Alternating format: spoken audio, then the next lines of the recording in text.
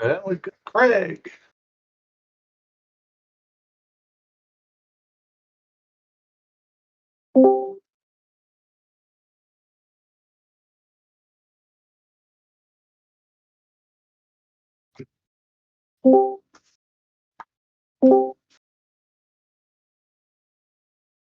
They're rolling in now.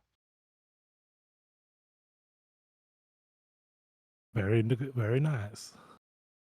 The good news is England just beat Italy, so I'm in a good mood. Huh. Is that all it takes? That's it. Very small expectations, especially as an England fan. Yeah, I guess you have to do that.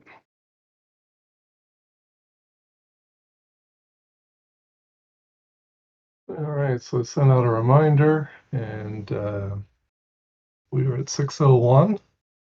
So tonight we've got Lee from Naples, Florida, also known as Smooth, the Pizza King, who's going to be talking about fibs and harmonics. And hopefully, Lee, you realize that some people know a lot more about harmonics than others, and some people know a lot less. And even fibs, some of us probably haven't even used them in our trading. Yeah, so thanks everybody for coming. And Rich said I'm from Naples, Florida. That's where I live currently, originally from England, as you can probably tell. Yeah, I've been in Naples about 23 years now, so my accent's probably a little blended, but kind of a little bit of, I guess, a backstory. I know when Dan did this a couple of weeks ago, he kind of gave you a little bit of that. I thought that was a nice format to know everybody. It was kind of an interesting full circle for me because when I was in high school, I kind of took an interest in economics, trading, and actually worked, did some work experience over summer in high school with a family friend who was a futures trader on the London Stock Exchange, Canary Wharf. So I did about 3 weeks when I was probably 16. And then I went the other way and pursued music in college, and that's kind of, I guess, my side gig. I still play music, various things, from playing in bands to musical theater and different things. So that's kind of my, I guess, hobby. And also, I own a couple of real estate brokerages here in Southwest Florida, and I trade. And that's kind of what I do. I'm going to, hopefully you can all see my screen.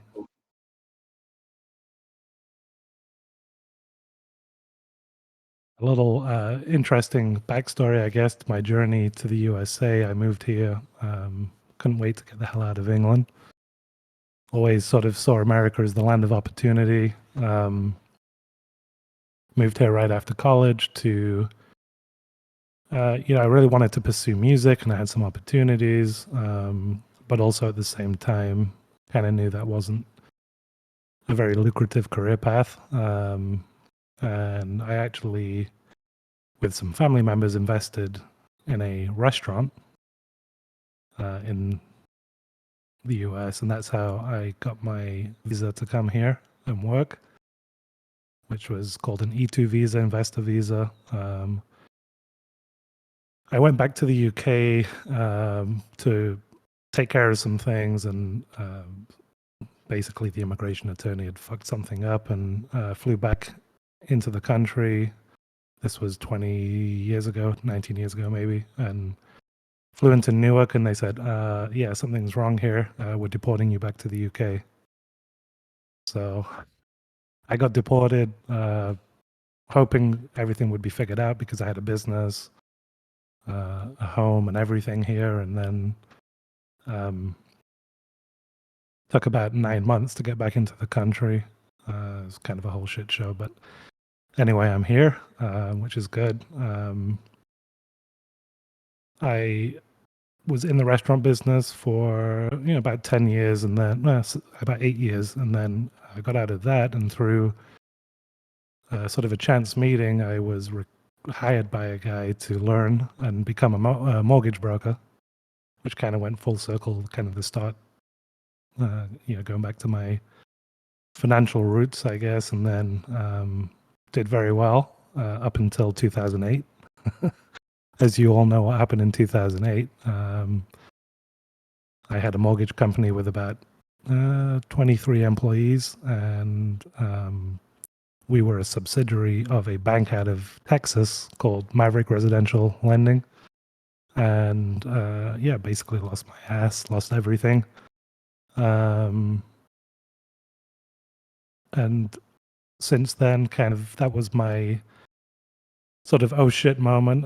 Fortunately, I was young enough to kind of figure shit out and recover, and here I am. I got into the real estate business after that, and then started trading, kind of dabbling about maybe 2010, more of investing than trading, and then 2019 started sort of dabbling a little bit, and then really 2021 was when I started taking it a little more seriously. So that's my story to date. As some of you know, my brain is sort of very simple. I guess it's the best way to put it. I like to be able to see things visually. That's why harmonic trading kind of spoke to me. It's very kind of simple for me now to sort of see these patterns and realize that when you look at the market, it's basically all M's and W's, which is the basis of harmonic trading. And the basic theory behind it is an M is a bullish pattern and a W is a bearish pattern.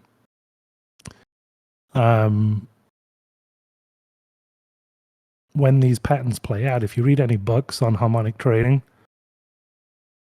you have the measurements to sort of see where the pattern will complete, or within a price range, or what I call a PRZ, a price reversal zone. And then you can take the trade off of the pattern completion. So there's a W, you're looking for that reversal when it's complete, and an M, the bullish move after the M is complete. But I kind of looked at this and I kind of approach it in a different way. Any book on harmonic trading is going to basically tell you to wait for the pattern to complete and then take the trade. So W completes, you take a bearish position. If the M completes, you take a bullish position. The problem is, a lot of the times these patterns fail. Sometimes they barely get going. Sometimes they fail at a 61.8. And then, you're kind of left saying, okay, well, that didn't complete. I didn't take a position. So I approach it a little differently. And I do play the reversal off of a completed pattern, but I also play the C to D leg. And I'll kind of, if you can see my screen, I'll show you what I mean.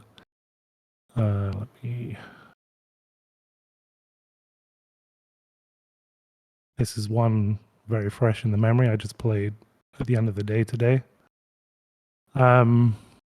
This was a little messy one because I actually think this is setting up for a larger pattern, because you could really draw it from up here. But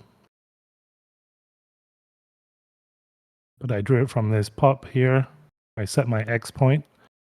By the way, you can go here in trading view, and here's all of your measurements.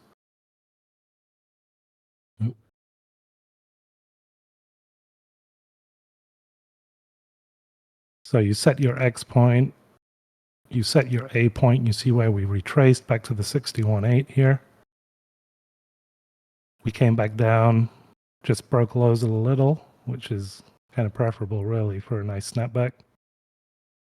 And then I'm basically measuring from with my Fibonacci from, let me get this, let me delete this and redraw it so you can see. I take my X point to my C, and I'm basically measuring the way back up. I'm going to share this afterwards, but I have a cheat sheet.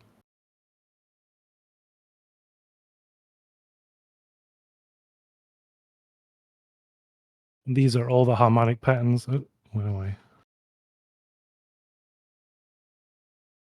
That exist. And I have another sheet that kind of, you can go through the measurements, and it's, let me pull that up here. So this kind of lays it out. Eventually you'll look at these patterns and you'll know, okay, this looks, if this C point retraces past A, there's only two patterns that it could be. So you know what measurements you want to look at. So I was looking at this pattern measuring, knowing it's going to be, okay, this is either a bearish shock, because I keep going away, or a bearish cipher. So whenever I have that where it could be two patterns, my D, I always set my target, ultimate target, as the whichever is the most conservative. This could go to a 113 extension, but I'm playing it as a 786. So we know here this X to C can be between 113 and 141, and the retraced back to B can be up to a 618. So we got that that move. We actually got beyond a 61.8. You do have slippage sometimes. You can play these in the spirit of, not definitely to the penny all the time. Doesn't happen, rarely. But this played out. You draw your trend lines. I think I took this at 66, which was right around here. And then I took profits on the way up. I think I took the first one here at like 77. I took one at the 16.8. And then 90, I think, was the last. Then it came back and I went flat around 82, I think. Not a perfect one. It's kind of messy. These tend to be symmetrical, are the best ones. Larger time frames work out much better. If we kind of get rid of this and go out to like a 15-minute, it's still looking a little messy, but what I really would like is to see something more along the lines of this. So we still got to move on a smaller time frame, but this could be setting up, it's a little early to speculate, but it's just kind of the kind of things that I'll have on my radar. And the larger the time frame, the better the move you're going to get. Just to give you an idea, hold on one second. I'm going to come shout at my dog real quick.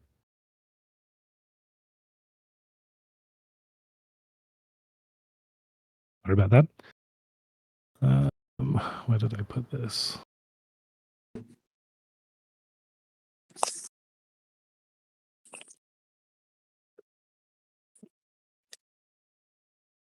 Okay.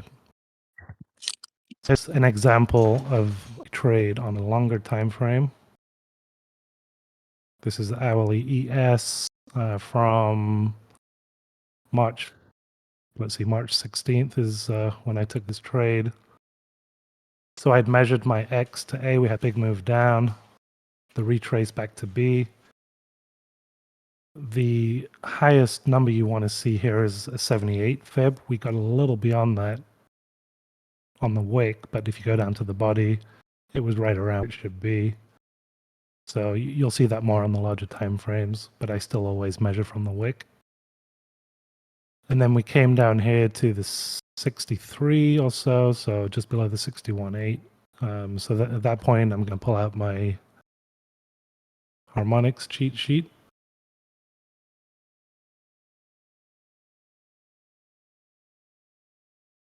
Oh man, that keeps disappearing. Hold on.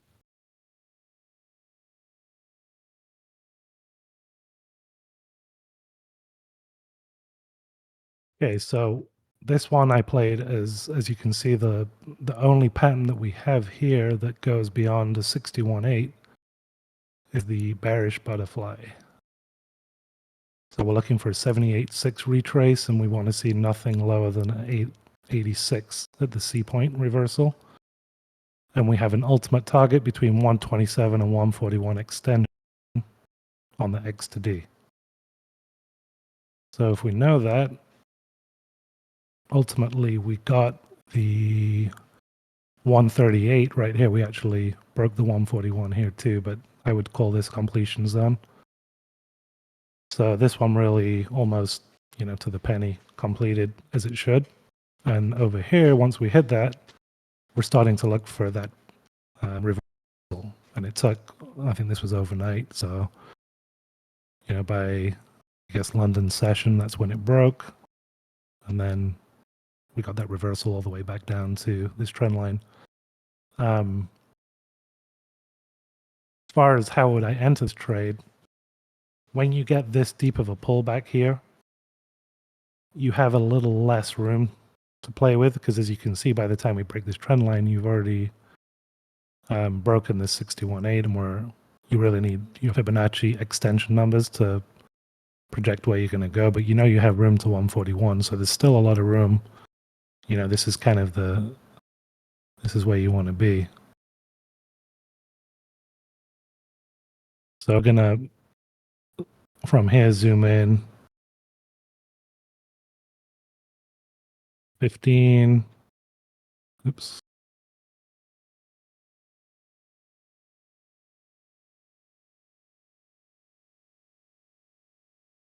So I could have taken this, or I think you could take this. You could kind of have this trend line, and you could take it on the break, but you got to be wary that you have this trend line here.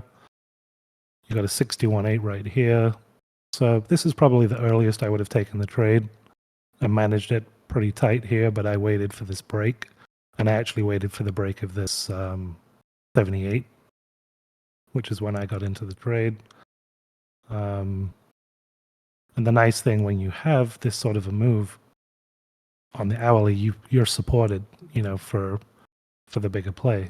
I play these on 1 minute, 5 minutes, but if you've got something on a larger time frame, then you just kind of keep zooming in and trying to find, the best spot for your entry, which was right here when I played it. And then you just manage it on the way up. I've taken profits at every fib level. I kind of use the fib levels below just to keep me in the trade. When they break is when I'll start taking, putting my stops maybe below that, and using, moving averages, using, VWAP and things like that. But the Fibonacci's really are my targets. As I go up, I'm taking profits off all the way. And I didn't catch all of this move. I think I got up to the 111 and I was out almost the full position by there. And then I'm just waiting for it to complete and then looking for a reversal short, which didn't come until the following day. Another trade, let me see if I have this, just as an example.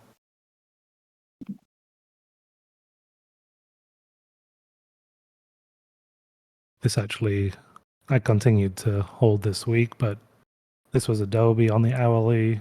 I've played this a few times this year, kind of like the stock. This was a great play. And again, let me go here. So it had the setup was there for the C to D leg on Adobe. You could take the aggressive entry down here. I didn't. I knew there was earnings coming up on the 16th or the 15th, whatever that was. It got that big pop overnight, and then I knew that this 38 area, we'd already broken my trend line. But Your I wanted screen's showing ES still. Oh, really? Oh, it's not showing Adobe. You gotta close all your porn first, Smith. Let me try this.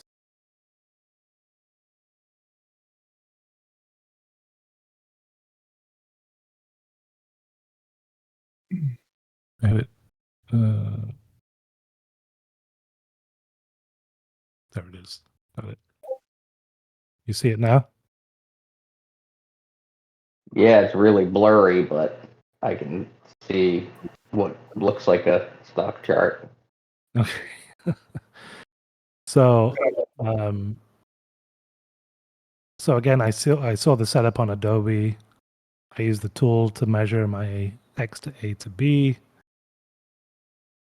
Actually, this was kind of cool. Let's pull up the. Do you see the harmonic cheat sheet here or no?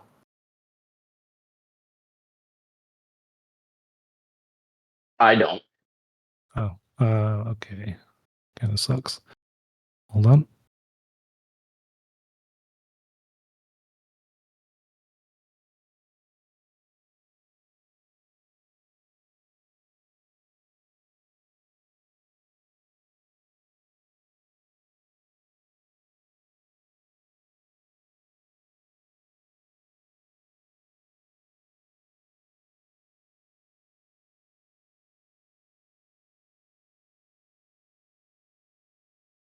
Okay.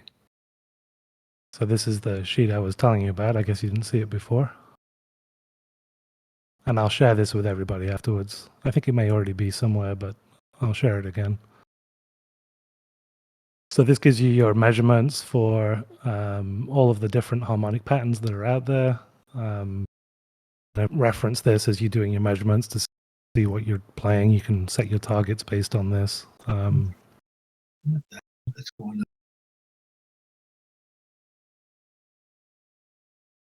Let me go back to the other screen.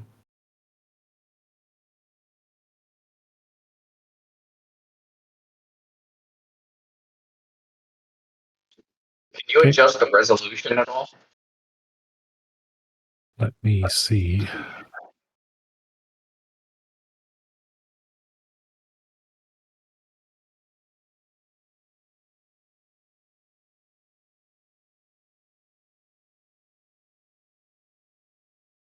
How's that?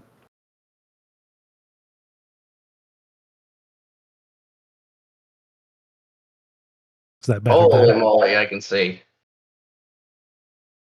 All right. Let there be light. So again, I did the measurements here on Adobe. You know, this is a big move down, so obviously you can play that, but you know, there was some other patterns going on here. There's maybe a little bit of a crooked head and shoulders and different things in here, and obviously if you zoom in on smaller time frames, you're playing different shit. But once this moves come down and I see this retrace back up, I'm like, that's when I start really watching where we go next. I know we've kind of come up to the 38. I'm watching where are we going to stop. And we actually stopped here at the 872. 886 is like, for this particular pattern, is like perfect. And you could take a position right there, but I didn't. It's better to wait. You'll be a little more successful. You'll get more of the move here, but you'll definitely be more successful if you wait for confirmation on the larger time frame, for sure. Let's zoom in to the 15.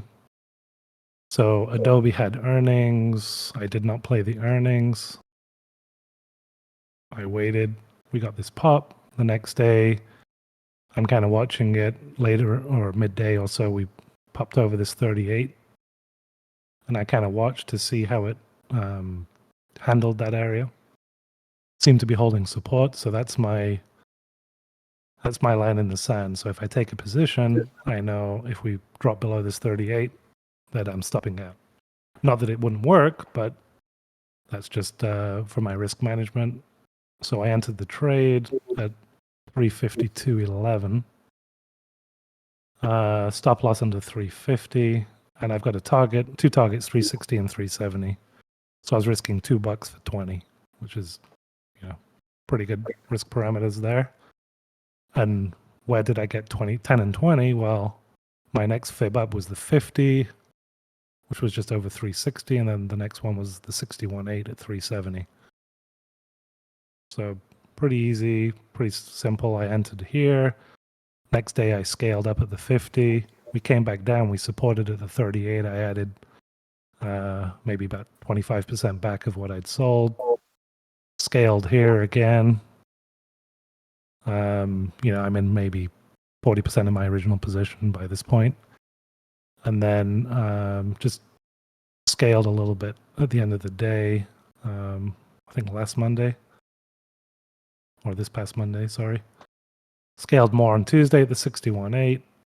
And then I actually exited today around here. So the ultimate target for this is there's still a little more, but I got quite a bit out of the position. So I actually have a couple contracts left. I played some equity and I played some calls. So I have a couple calls left, I think. Can you go over how you drew the fibs on this one? Yeah. So let's delete it. And I can share my fib because you can go in. The good thing with TradingView, if anybody is still on, what's that other software with our friend Jake? Friend Spider? Yeah, there's fib tools. You can't really do too much customization, but with TradingView, you actually can put in all the measurements, which is important because you want to have these extension numbers. Let's delete that. So to measure the Fibonacci, I'm going to the X position, down to my A, and then you can kind of zoom in and fine tune it so that you're right on where you should be. Or you can use the magnet tool, which I hate.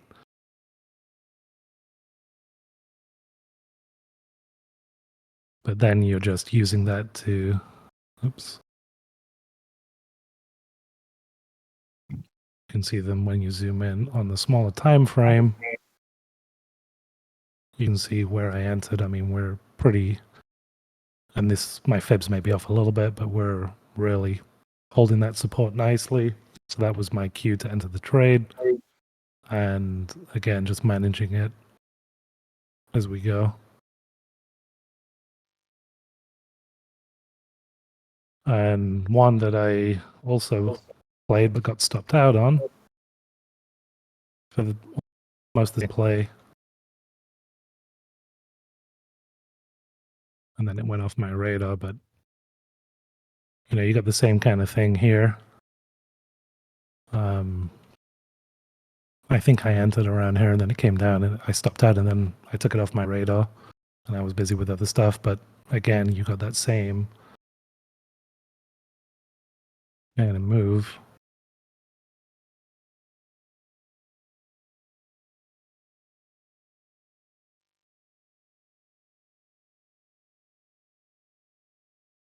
And as you go through the market, you'll see on large time frames, small time frames, everywhere. I mean, these just pop up all over the place. And, this is kind of a good one as well. So you have an M harmonic. Perfect. This is probably a shark. So whenever C retraces higher than A or C retraces lower than A on a W, it can only be two patterns. It's a shark or a cipher. And again, once you get to your reversal areas, you're taking it short. And then when it completes, it's a bullish pattern. So it goes long. Google here, we just finished this bearish pattern. We're looking for a short, swing short. On an hourly, you're looking for a bigger move. The nice thing, what I really like to see, so if we are down here, or up here, sorry, and I'm looking for this M, what do we have in the middle? We have another harmonic right here. That's a bearish harmonic. Well, once it completes, it's bearish, and we're looking for this C to D leg on this bullish harmonic, which is a bearish leg. So the confluence is there that we have this W, which at the reversal is telling us to go short. We have the C to D telling us to go short. So now we're just, zooming into our,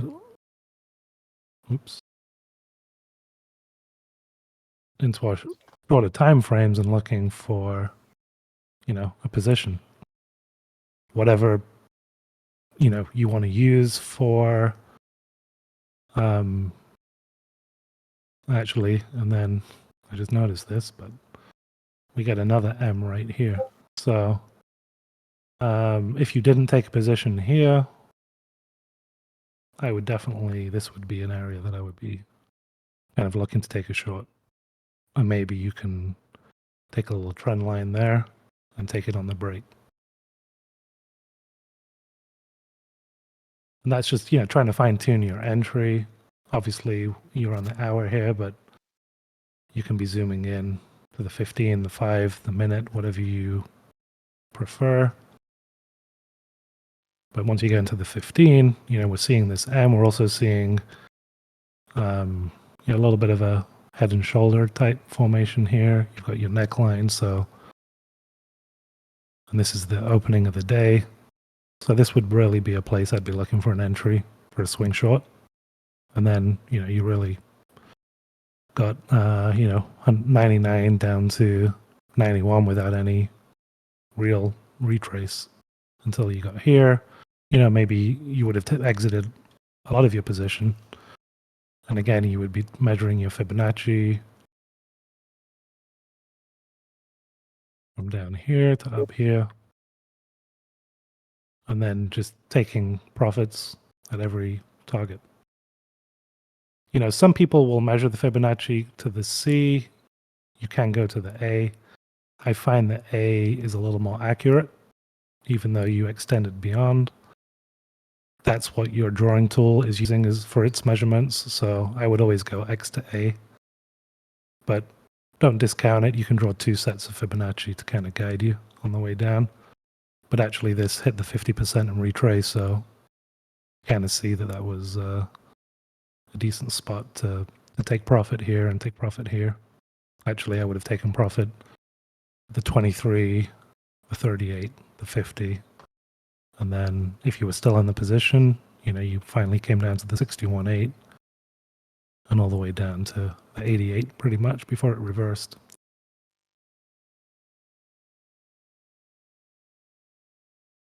These, you can go out to any time frame with these. I'll show you on SPY. Back in the chat in February, I posted this. I started a swing here on this day. What was it? February 3rd. I entered a SPY by put spread, looking for 380 level in 30 to 45 days. So that was by like March 15th. We got 380 or thereabouts by March 13th. So I was pretty close. And again, in this instance, I was looking for this type of a move. This, I would say, hasn't quite invalidated yet. Could still come down here and complete down in the 360 area, which would be a bullish pattern, by the way. You'll be looking for that kind of a move. However, there is another pattern, and you always have to kind of watch multiple things because, especially on the larger time frames, it's a little more difficult to manage because things can, if this is still valid, well, this has gone, 20 points against you before coming back down. So you just have to have your Fibonacci's drawn. these Fibonacci's that I have here are actually COVID Fibonacci's. Let's go. Take off my moving average. There we go. A little easier. So this is COVID low to all-time high. So these are probably the most important fibs for directional, long-term right now. The low that we had in this bear market cycle so far was right off the 50 Fibonacci of the COVID low to all-time high. This has been a key area, the 38. We came back up to the 23, which is where I took the short, and that's one of the reasons I took the short, because I knew this was going to be a tough spot. Plus, the measurements worked for this this pattern here. One of the things I drew this because there's another pattern called, I think John references this a lot. He calls it the 3 anthills.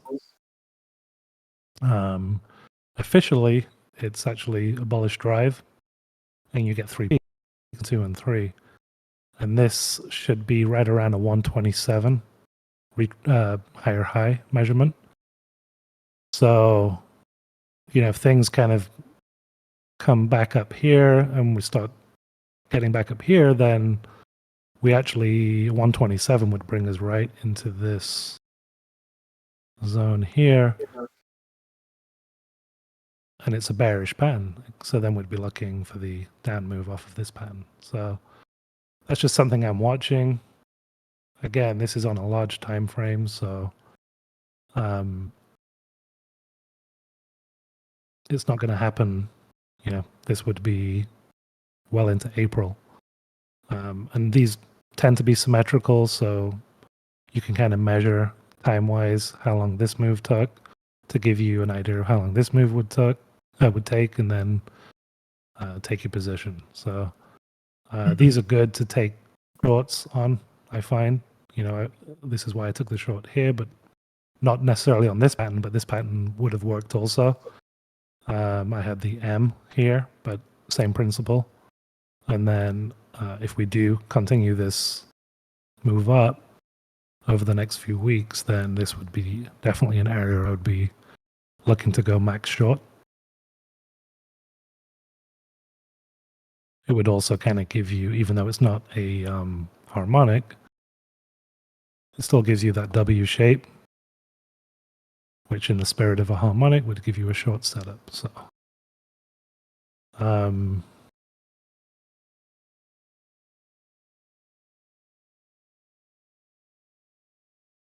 also, let me see, got so many charts here.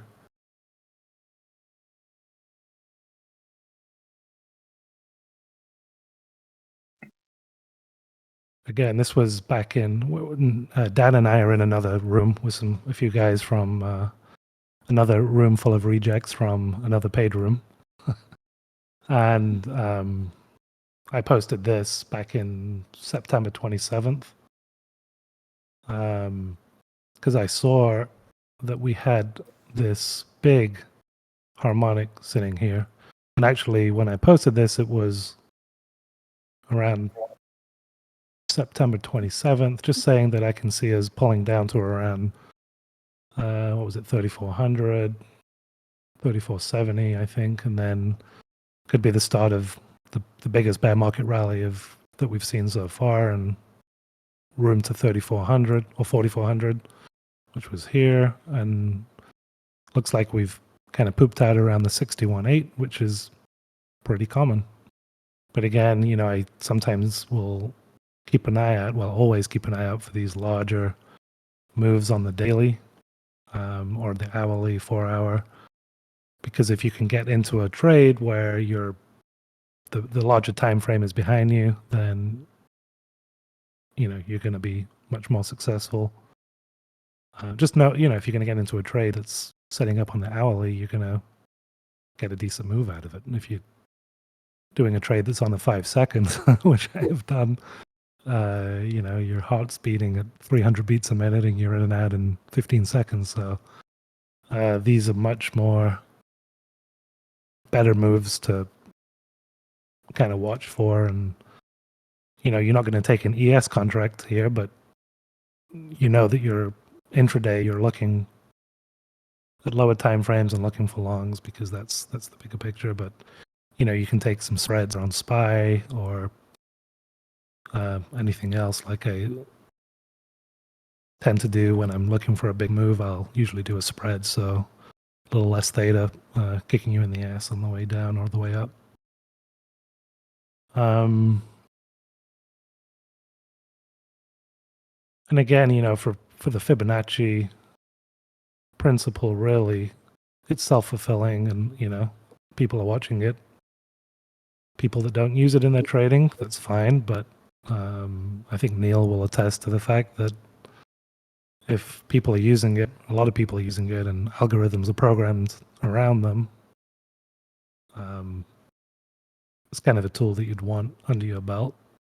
And it's something that you always have to be tweaking, because price action's always moving, and you got to be looking for your swing highs, your swing lows, and redrawing it,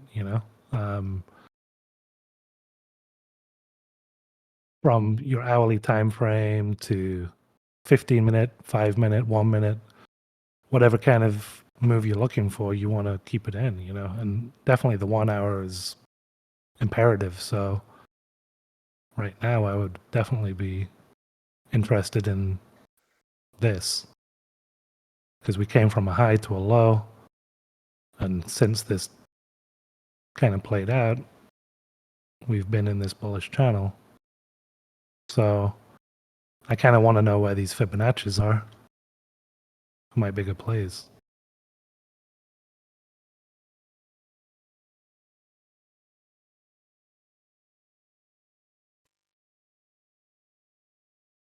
I mean, look on the 5-minute here. I mean, this is a Fibonacci that I'd had drawn since,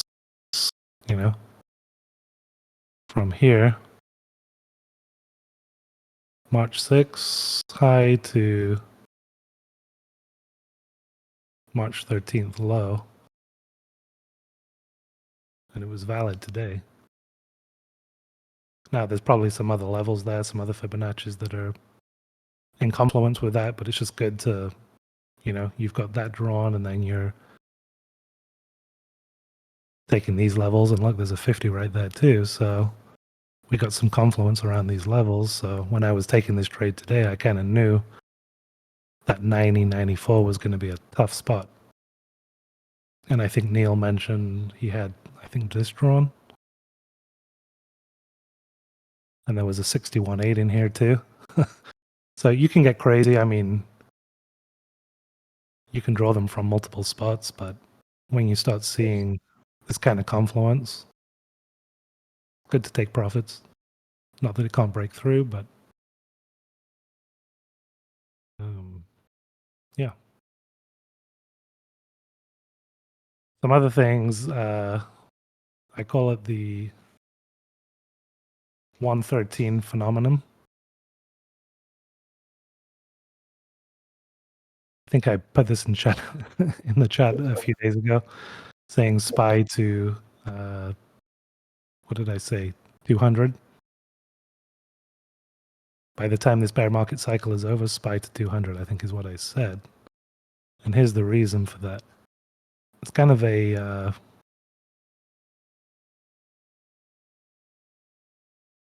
interesting phenomenon. So if you take a Fibonacci, this was the .com crash, right? 2001, 2002, we bottomed, we came up, had a rally, and then we had the financial crisis of 08. You draw your Fibonacci extensions, it came beyond the 100, and where did we stop? The 111.3.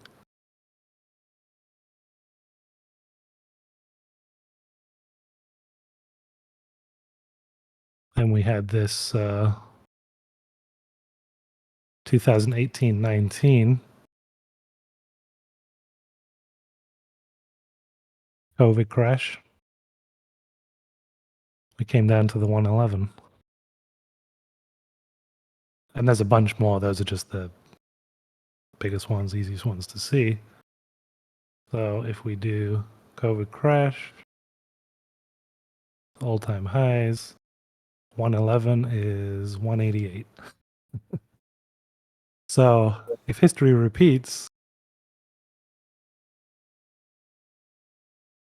we are looking for a market bottom right around here. I'm not saying it will, but that's just something that we've seen a lot in these bear market cycles. We see these 113s pop up all the time. And intraday too. And it's this the psychology of it, if you think about it, especially intraday. If price action is moving around, and then it comes back down, well, you're looking for a double bottom or maybe a liquidity grab just below. And that's why the 111.3 actually works a lot of the time intraday, just to trap shorts or trap longs if it's a double top. And that's really the theory behind the harmonic. Just a double top or a double bottom. I mean, the psychology behind it is pretty simple. Like anything, we just use Fibonacci's to help us identify where the reversals can be and where your targets are on the way up. And it's a trapping mechanism. Your price comes up, traces some, maybe it's trapping some people here that think it's just going to go straight down, comes back up, goes beyond. Not always, sometimes it falls short, but it goes beyond. People getting long, thinking, oh, we broke out of the double top area, and then whoop, comes right back down. So it's just kind of plays into the stuff that you already know. It's just a mechanism that you can use to measure these plays. And everywhere in every time frame, whether it's, a 5-second chart, you're going to see this shit everywhere. Oops.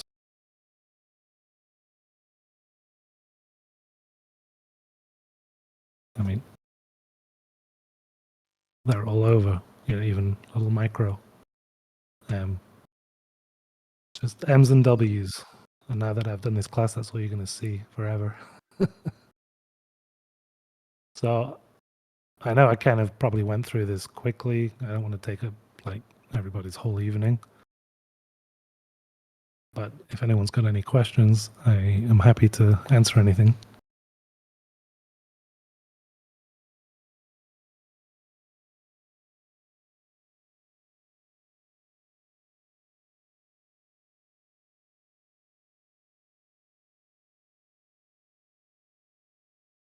Anybody?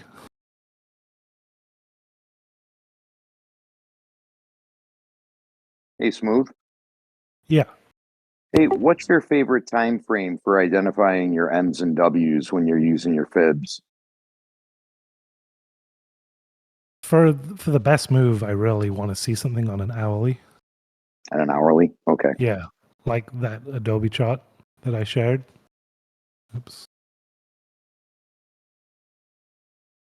Yeah. Because if I see this, if we forget that this anything beyond here is visible, right? I've seen a big move down.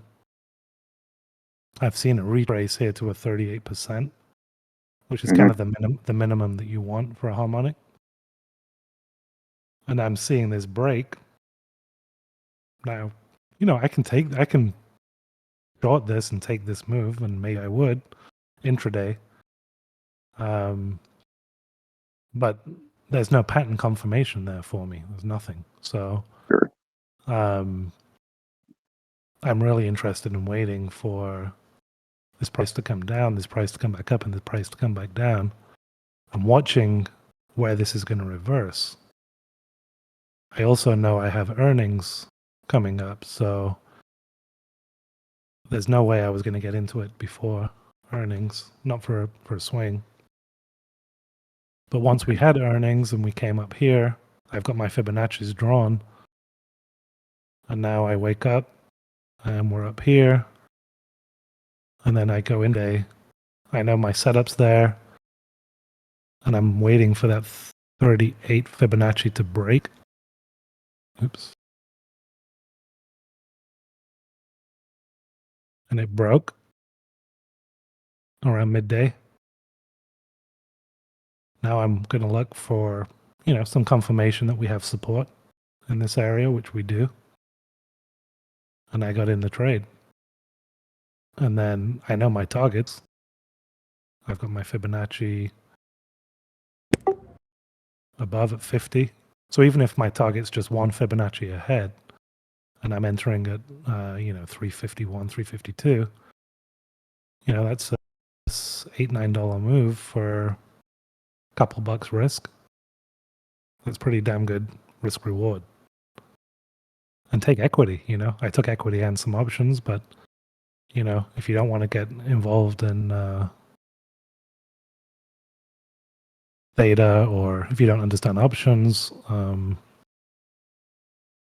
just take equity. I mean, even if you took 100 shares, you made $20. 100 shares, that's $2,000. Or, maybe 12, 13, 1400 bucks if you're scaling as you go up. But that's 100 shares with a $2 or $3 risk, $300, $200 risk for, first take profit, second take profit, leave some runners. You're making a couple grand on 100 shares on this kind of a move with a couple $100 risk. And I know some have bigger accounts than others. Some are taking, 1,000 shares or 1 million. I'm not taking 1 million, that's for sure. And there's other things you can do when you're looking at this kind of a trade. You can watch the dark pools, you can watch the option network. These kind of moves will give you a little more confidence if there's some money behind you. So if you start to see Adobe, in these few days leading up to it, you see some money piling in. It's going to give you a little more, which I did. It's going to give you a little more confidence behind the trade. Because those institutions, they're looking at the same thing. You see a decent earnings report. They beat 3%, I guess. Yep. Wasn't amazing, but it was still a beat.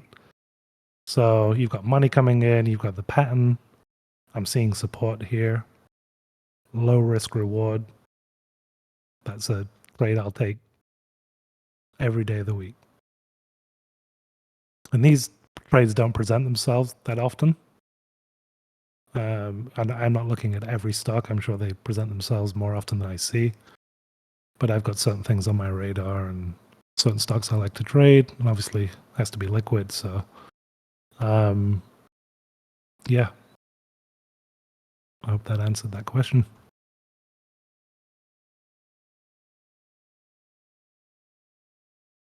And obviously, if I'm trading futures, I'm not swinging ES for a week.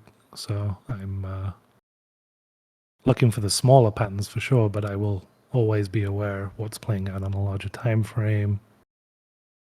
I'm looking at the hourly.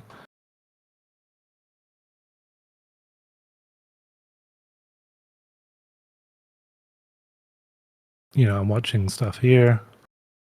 Actually, I was looking at this on the 15-minute. There's something setting up here for sure. So I'll be watching for this overnight.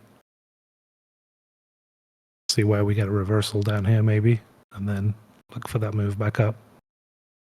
And that may come later on this evening. It may not play out at all, but, it's just something I'm watching.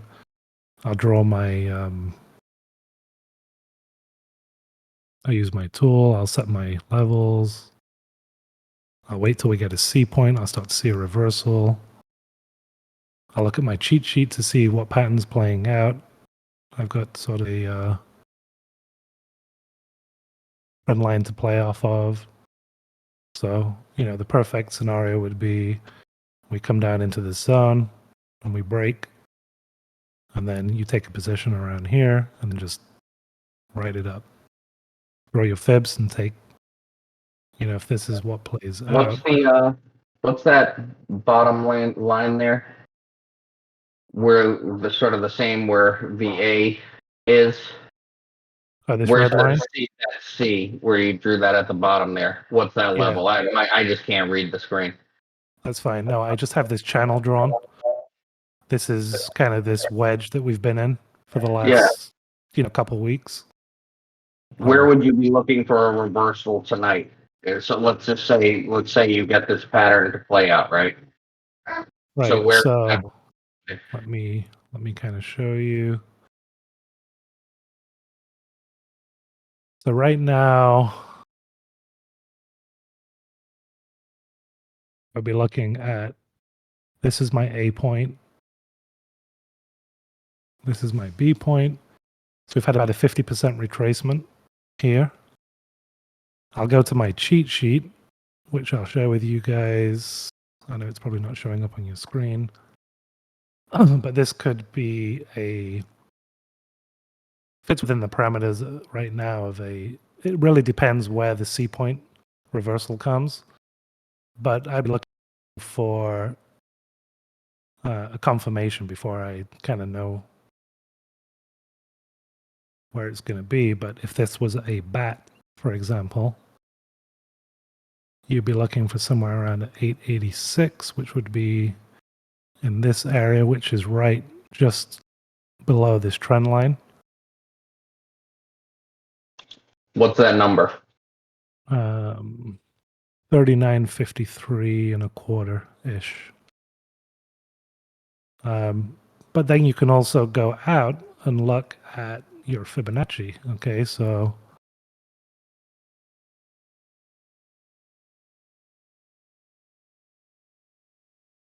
we can see if there's any Fibonacci's kind of in that area. Okay, well, we have a 61.8 right here at 39.64. So, if we retraced up here, it's still a valid pattern.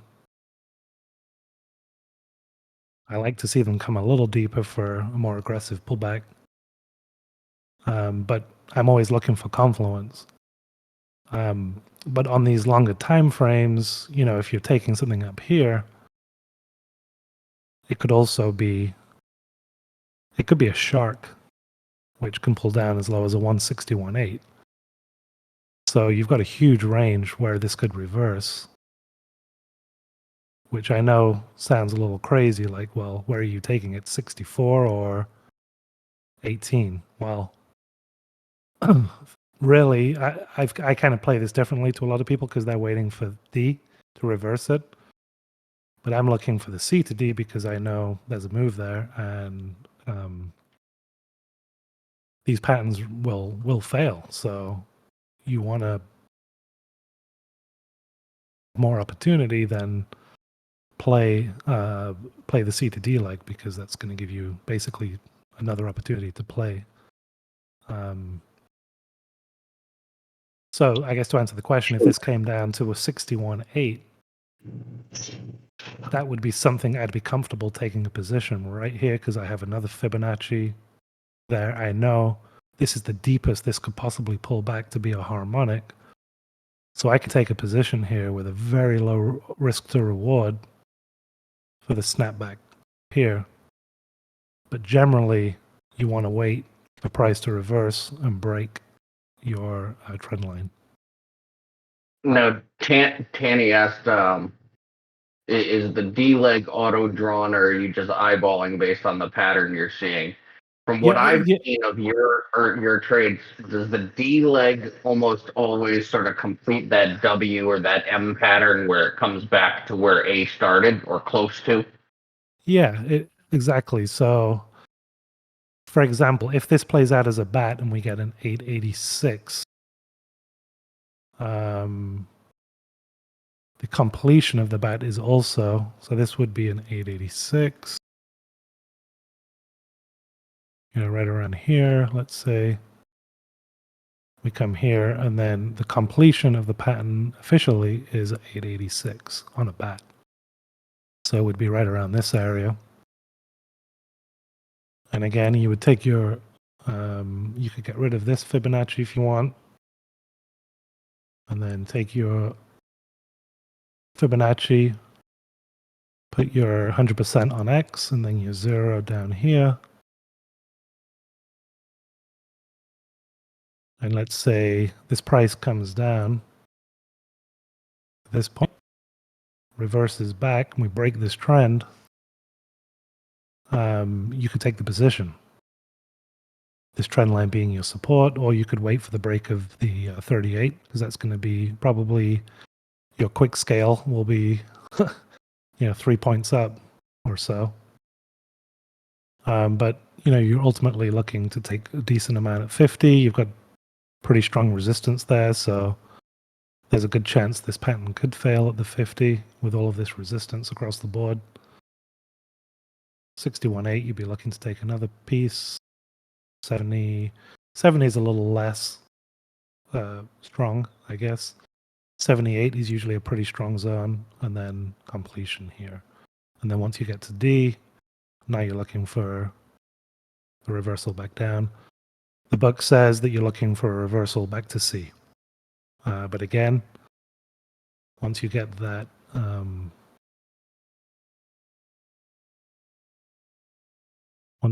completion, now you're taking the C, which was your low point, to D, and your Fibonacci, using your Fibonacci on the way down. Maybe you want to wait for a break of like a 23. You're seeing, usually once you zoom in, you'll see a candle formation or something on a smaller time frame that's going to give you that reversal. Maybe it'll be like a Head and Shoulders or something on a 1 minute or 5 minute, and then you're taking it once you've cracked here, and you're taking profits on the way down, all the way back to C. But again, that's the standard. What they tell you in the books is what the pattern should do, and the post-pattern move should do. But sometimes, if action's really bullish, a lot of times I'll see price come down to a 38 and then just take off. And sometimes price will come down to 38. Hold on. Let me move this along. So sometimes you'll get this completion, you'll get the break, and then it'll come back up and then come back down, and guess what you just got? The CTD leg became your X to A on a new harmonic. And what does that constitute? Sideways price action, which we get all the time. So, yeah. I'm getting a little ahead of myself there, but you kind of get the drift.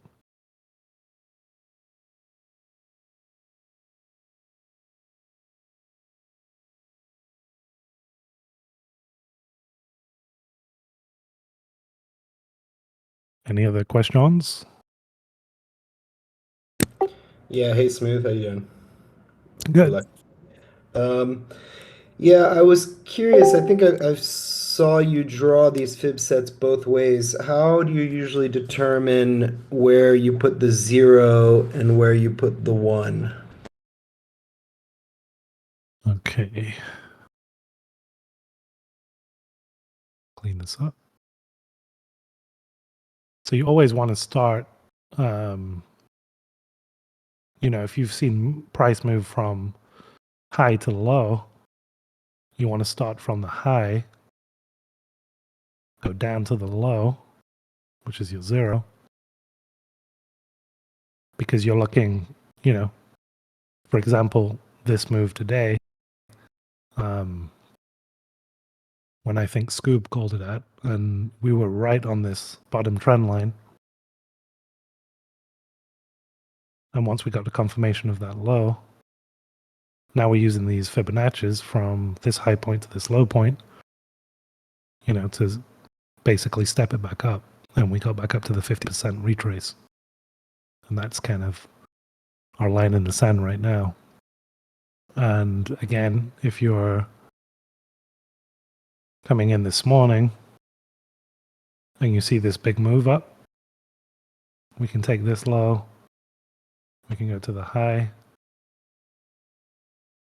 and I think I was talking about these extensions late in the day as well. So we came up here, we kind of walked it down, and we came into this 138, 141 extension, as well as the trend line. And that's kind of ended up being our reversal spot. And as well as this being the 50, this isn't really as valid of a Fibonacci level now because we've already broke through it and we've come back to it, but still just a little bit of confluence. Just kind of shows you where we're coming back to. But typically once that move's happened, we've got a reversal. Those fibs are now out of mind, out of sight. And I'm concentrating here.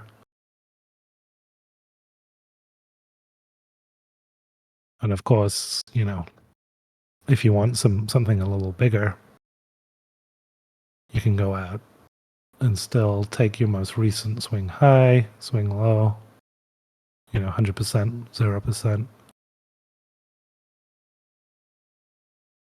And kind of see that where that 50% Fibonacci was on this move. We're also right at the 61.8 on this bigger picture Fibonacci. So this level was always going to be a real tough one to break because the algorithms are sitting there. You know, that's So as well as the. can you so you said that this level was a tough one to break, but so on the way down it wasn't, but on the way back up it was. Is that because it? Go ahead. Sorry. So you see where I'm getting caught up here, I think. Well, on the way down, if you see, we actually did hit it, and you know it did have some sort of a reaction there, and we're on the 15. If you go down to 5 minute, we'll probably see a little more. See that we kind of curled right there. Yeah. Listen, I mean, in a sense, most technicals you can just burn them and throw them in the garbage if you've got some huge catalyst. Or I think the answer to Aaron's question is that the market is rotational, right? But the relative rotation matters. So this is a counter trend move going into a lot of positioning that's already been established higher. So that would answer your question, Aaron, as to why it sliced through and then stopped. You know? Yeah, I mean, anything technical is going to fail at some point. You know, we're never going to hold a 61.8 forever. Well, I think my question was solely the differing reactions, on the way up and the way down, right? You're seeing, and it may very well just be because, are you measuring the fib from that sort of high at today? I don't know what time that was. Today's sort of high there, that high peak. Yeah, right where you're there. Are you measuring off of that? Yeah, I mean, first of all, I've got this Fibonacci is there because this is my most recent swing high, swing low on a large time frame, right? So that's something that I want to know because those levels did come in handy today. Because look, I know this is our time frame, but we kind of stalled out around here at the 78, and we wicked below it, but we kind of basically traded between the 78 fib and the 50 fib of that larger time frame. That's good to know, but you want to obviously fine tune whatever you're doing within, especially if you're playing just an intraday move. You want to know what your Fibonacci's are going to be on these smaller time frames. So yeah, you're gonna. Oops.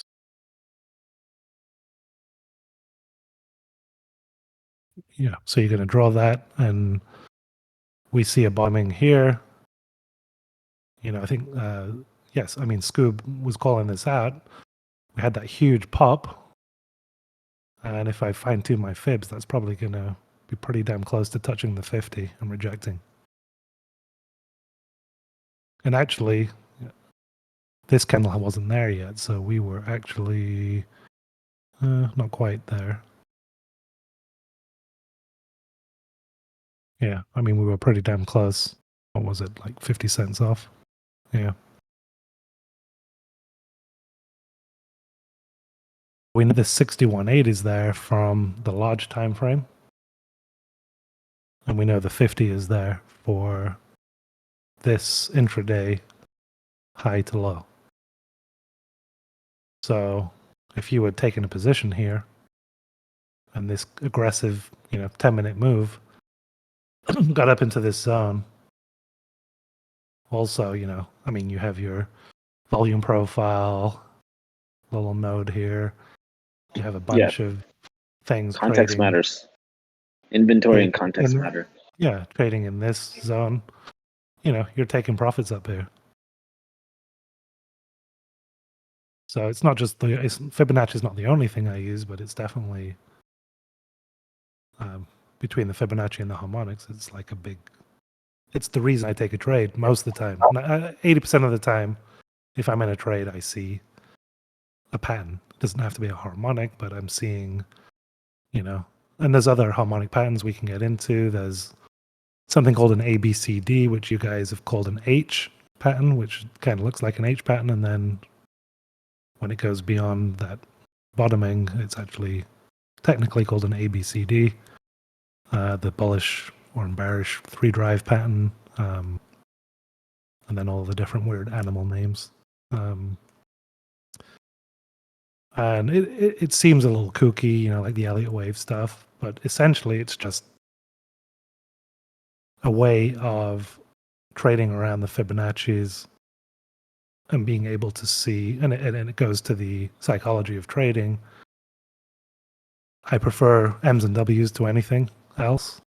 And again, it's just that psychology of, it's a double bottom, a double top. Yeah, really, I think when you I just one comment. I think from a first principles perspective, this just makes sense because markets, like I said, are rotational, right? Positioning is rotating throughout the day. The option is constantly updating. So that's why like a lot of these harmonics, Fibonacci's, they work because they're inherently a reflection of what's going on underneath the hood with participants and how they're operating. Yeah, exactly. And we all know that, high frequency trading controls those micro movements. So if you really go into the 5-second, 15-second charts, you can measure this stuff, and it's like your mind will be blown sometimes at especially if you're on, it doesn't have to be on ES. You can be on something, like Tesla or whatever, SPY, SPX, and you'll see some of this stuff just happening multiple times a day, multiple times an hour, on a 5-second shot. Kind of go crazy looking. Your eyes will go a little wonky, but but I've done it. Question for you. Yeah. This was from but when you're sort of, and you said you prefer M's and W's, and I think you may sort of answered this before, but just to clarify, your favorite part to enter those trades, and you said the book likes you to enter when that pattern completes, but you prefer the CD? Yeah, I'll still take the completion trade too, but the book doesn't really, or no harmonic books that I've read, talk about playing a pre-completion harmonic trade. Because you want as much confirmation as you can to play a trade, but I kind of say, fuck that, there's a big move, especially on an hourly. I mean, Jesus, look at this Adobe trade. If I'm waiting for the confirmation of this to complete,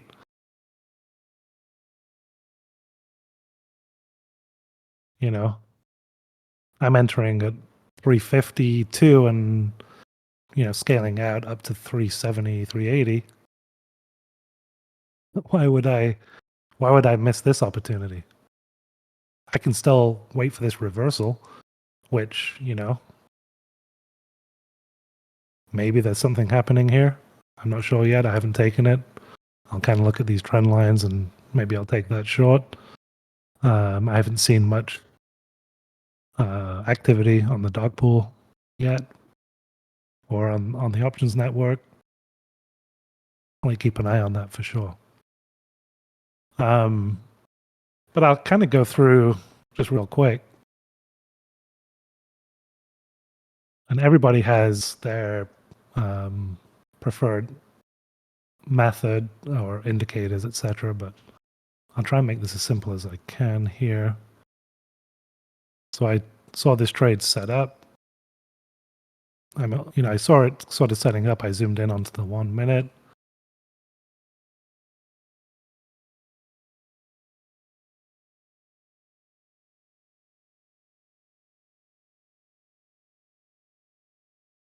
And again, this was definitely not a perfect trade, perfect setup, because I think it's setting up for something larger on a bigger time frame.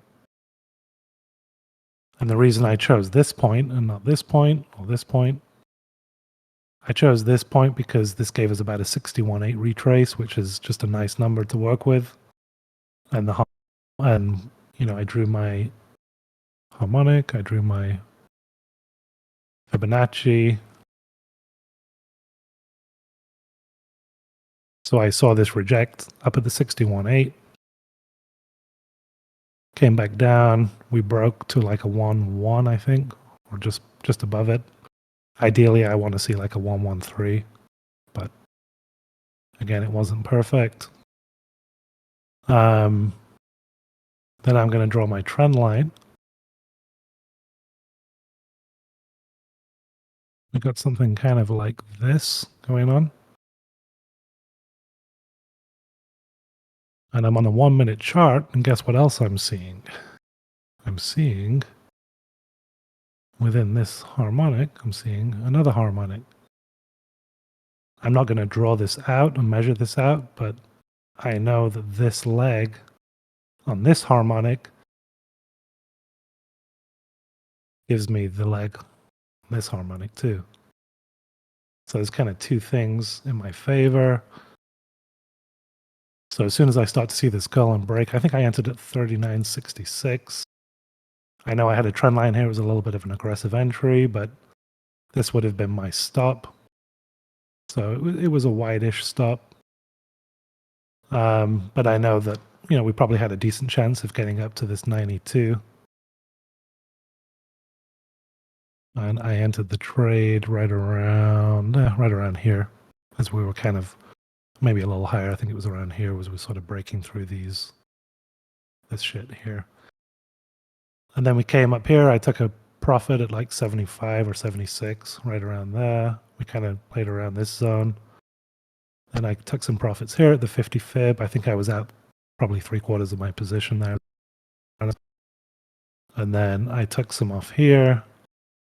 And then we were coming into the end of the day. I was hoping we were going to get a pop right up to here. We didn't get it. Started to look a little weak. I think I finally exited fully at 82, maybe 82, 83. So that was basically how I played this trade. I was pretty confident because we had, this harmonic within the larger pattern. So I could have waited probably this would have been a little safer trade. You've got the trend line as support. I'm 4 points later, but still, you got 71 to 76. That's 4 points first take. Then you've got another, what's that, 70, what did I say, 74 to 84-ish. So 10 points, and then another 8, so 18 points. I got a little aggressive, but sometimes I do that. Sometimes it bites me in the ass. Sometimes I bank another 10 points.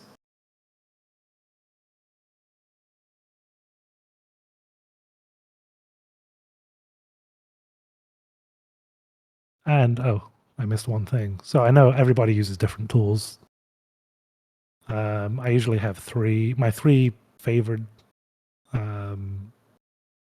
tools for really my main, I'm looking at 5 minute typically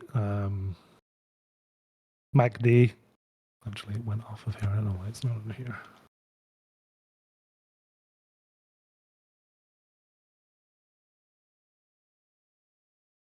So as I'm taking this trade in this zone, oh, we're in the wrong spot. Sorry. So I'm taking the trade in this zone, and I'm starting to see, the cross on the MACD. And we're kind of in a bottoming area, so that's good. One of the other tools that I use is the copper curve. Really helpful for my entries on a 1 minute. So where I got in on that 66, or sorry, 66, right around here, I'm crossing over my bid line here, which is kind of a prerequisite for me to enter a trade once I'm looking for that 1 minute entry. So I'm breaking this trend. I'm breaking over this this area here. I've got the micro harmonic within my bigger harmonic.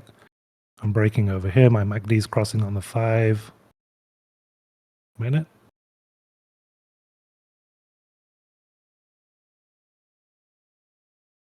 In that same spot. And that's it. Kind of my process, I guess.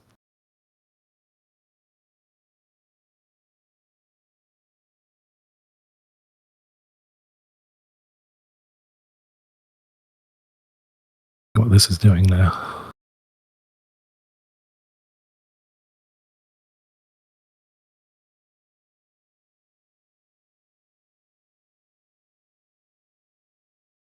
So yeah, I'll keep a close eye on this. There's nothing really there yet for me, but this could still come back up. I think I showed this before, but we're kind of looking for this kind of a move. But what's really nice is when you get an M within this pattern, because what comes after the M completes? Bullish leg. So that could be kind of how this plays out. So I really like to see that if we get a harmonic within a harmonic. Kind of the ideal setup. But, who knows? This could just take off like that. Not really a harmonic, but... Or it could just completely fail. An ABCD would be basically like a bear flag. You get this kind of a move up and then a move down below those. And there's measurements you can take. I'll send you a cheat sheet on that too. That gives you that H feel.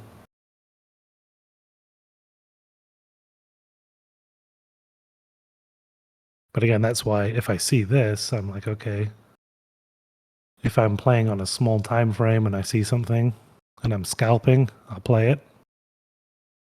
But I know right now, if I'm sat here looking for a trade, there's nothing here for me yet. I got to see, okay, we've come here, we come back up here and then come back down, and I'm here, I'm like, okay, now I'm interested. Now I'm looking, now I'm, drawing my trend line, I'm doing my Fibonacci's, I'm bringing out my tool, and I'm waiting for that reversal.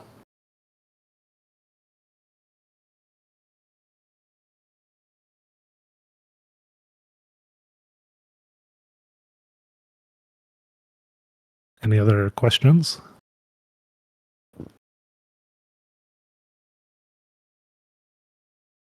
I'm sorry, I know you were all like expecting John today, and I'm like the James Corden in for Johnny Carson.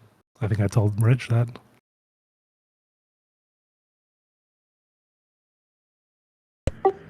I got another question. Yeah. On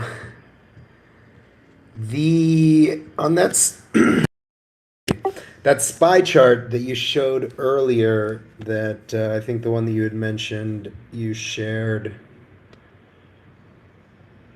I don't remember which one it was. It was the SPY Daily. You drew the fib set not starting from the all-time high to the October low, but instead you drew it from that lower high right after.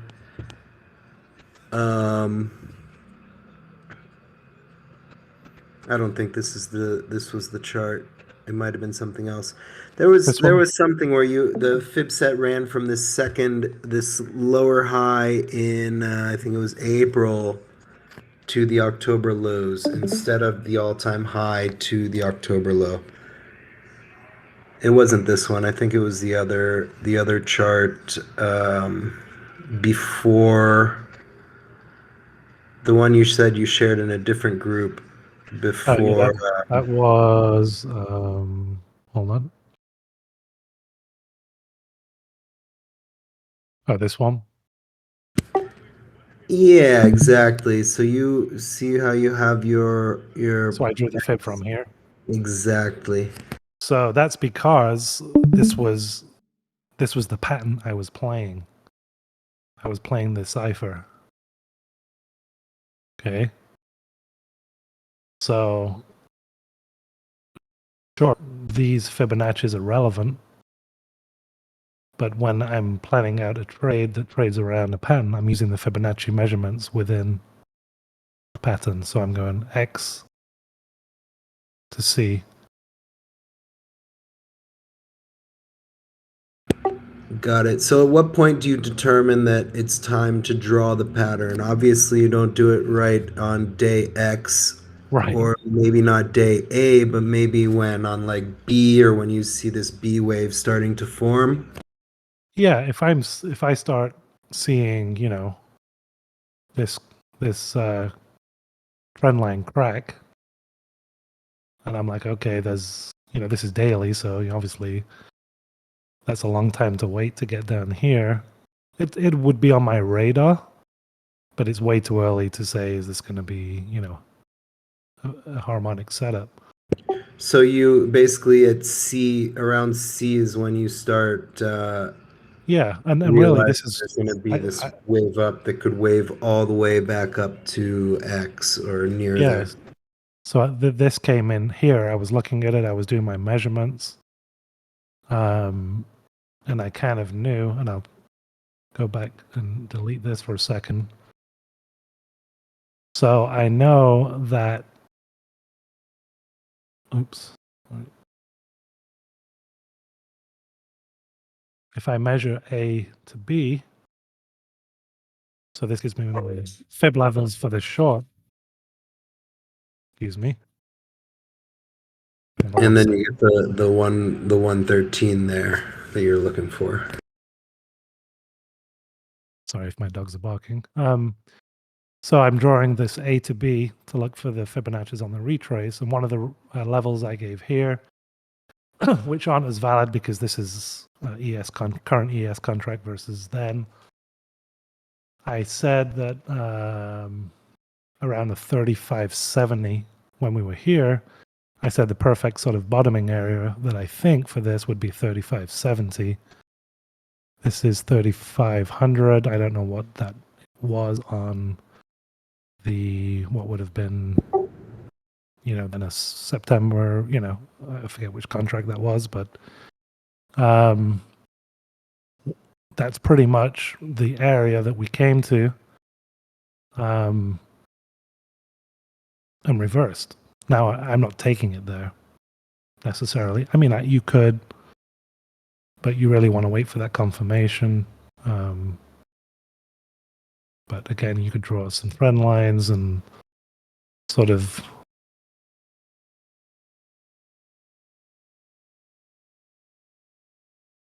oops. You can play this a multitude of ways. You can just wait for that reversal setup. And as you zoom into different time frames, this may be, you're looking for a break of this. And you're seeing another harmonic within there too. So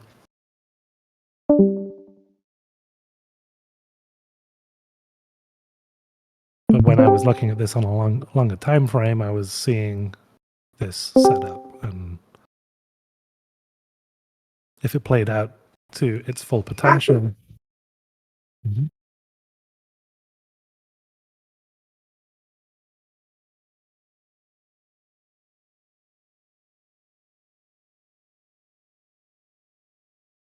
Sorry about that. Yeah, if it played out to its full potential, we were looking at about a 4,400 target. And we got to 4,200.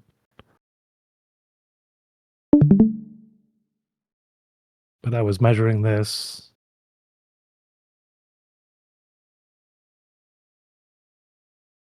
And, we almost hit the 61.8 here in December.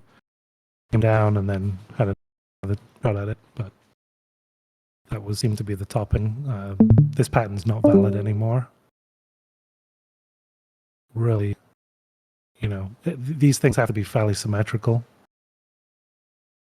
So if we were going to get 4,400, it should have been by,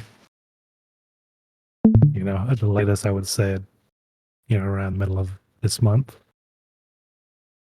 So now we move on and we wait for the next setup, which I discussed before on this SPY chart. So this one.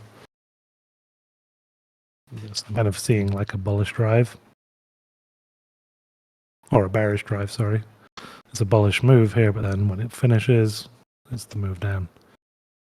But my original thesis on this trade was a little deeper pull, which we could still get, still valid.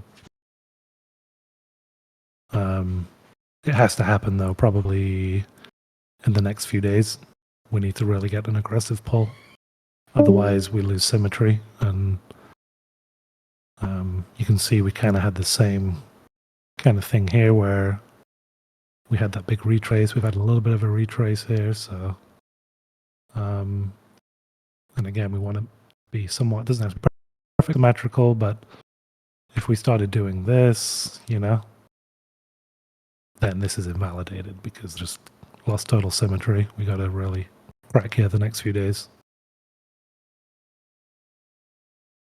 And if we start, going up, then it would give me a little more confidence that we're in this 3 drive and then we're going to top out somewhere around 429, 430 and then crack.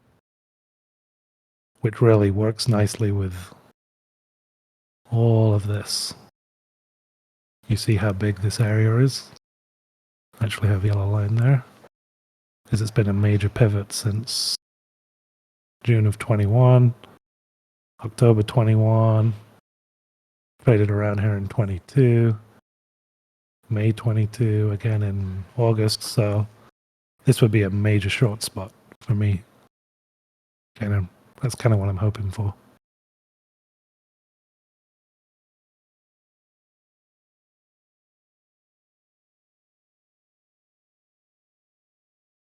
And if not, if this price cracks and we come down to this area, and then completion of my M, wherever that may be, then I'll be looking for a nice long position off of it.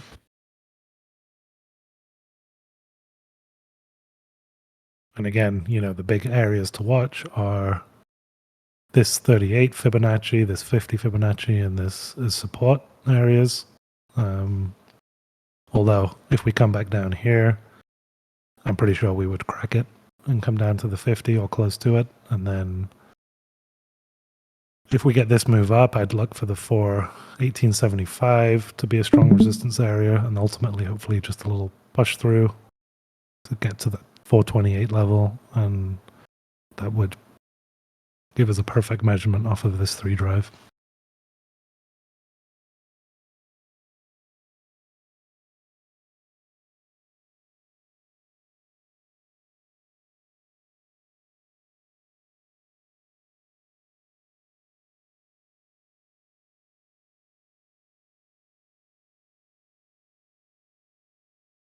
Anything else? Yeah, so you have a few, I guess, minor fibs. I don't know how to refer to them. Obviously, there's like the core set, the main set. The zero, the you've got like the 886 and the 113 and the 707. Mm-hmm. Those, do you find those to be as significant as the primary fibs? Because every default set that I've ever come across doesn't have those. It's kind of new to me right now seeing these. And I'll screen grab my settings because I think the answer is you don't know really. It's just areas of interest. Obviously, I have my color coordinated. I want to see the gold. So my golds are my obviously 61.8s. So 61.8, 161, 261. The blues are of more importance, and then my whites are just areas to watch. I have the 50% as an area to watch because on smaller time frames, on every time frame, the 50% isn't actually a Fibonacci. It's just a number because it's 50%. It's becomes sort of a self-fulfilling prophecy. So it's important to know where it is for sure. But that 61.8 is going to be your best friend. I'd say the three most important on the most frequent basis, and maybe Neil can attest to this too, because I know he uses Fibonacci's a lot. The 38, the 61.8, and the 78.6. If you're just talking about regular Fibonacci's, not going out to extensions, those are the three that I see more reaction at, more support, more resistance than any others.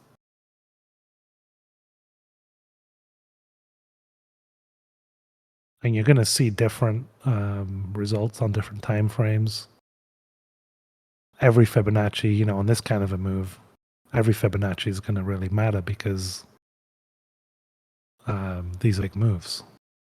So you're going to find support at a 23, at a 38, at a 50, at a 61.8, at a 70, 78. You're going to have reactions all the way. But if you're on a 5-minute chart, and drawing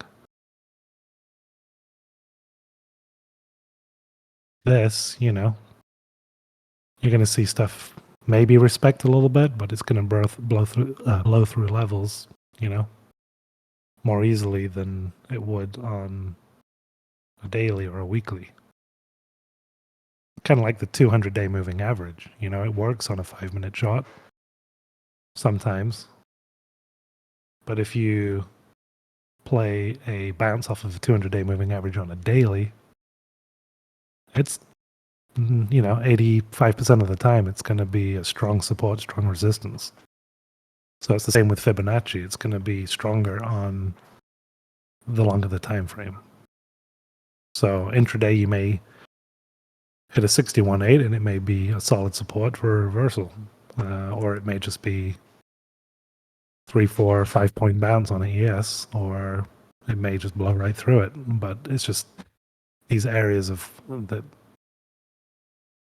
just becomes, if it's an area of confluence, that's where it really, proves to be powerful, is if you have a 61.8 that's also, a 50% of a larger pattern, that's also a reversal zone of a harmonic.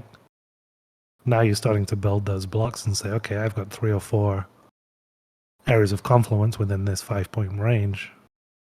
This is where it's going to reverse. I'm going to just hit a level here, set my stop, and let it go. Or, wait for it to hit the level and see what you get out of it as far as a reversal pattern or candle formation, and then wait for the confirmation. But the more things that you have sort of in a zone, and whatever else you're looking at, for confluence, if you're getting multiple signals, then that's usually another reason to say, okay, this 61.8 is going to hold because of these three other things.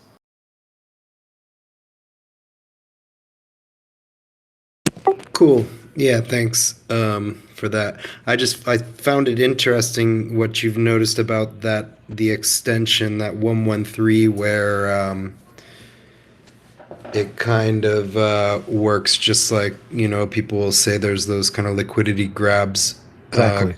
quick grabs below and above. That extra small minor fib is that's a cool way to kind of measure where that's going to happen. To sharpen entries or exits. Yeah, you see it all the time on larger time frames, smaller time frames. I mean, it really is just the psychology behind that 113 is simple, It happens, with the ICT stuff, it's a liquidity grab. So people are expecting a double top, they take a short, or a double bottom, they take a long. At the equilibrium there, and then price goes past them and they get stopped at, or people are short and they have their stops just above that. So it makes perfect sense why that comes into play. So it's definitely something I always have an eye on. If I see price come below a prior low or above a higher high, I'm not chasing because I know what can happen.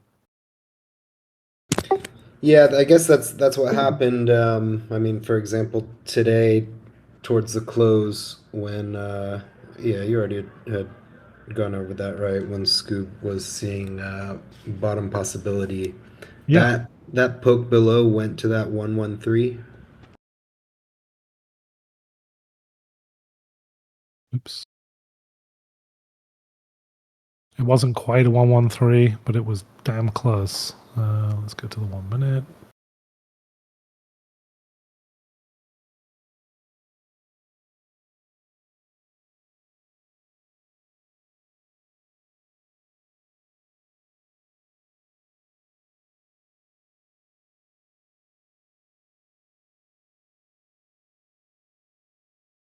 Yeah, so we were at, what, 48, and the 113 was like 45, 50. So I didn't quite get there, but it was, I guess, you could call that a liquidity grab because we broke the lows. I would have rather it come down a little lower, but you don't always get what you want, according to Mick Jagger. Yeah, I think maybe the one I remember being better was the daily, that October low on the daily, where it there was that one more shoot down below. I think even you had mentioned you thought it would bottom around 35.70. And this one right here.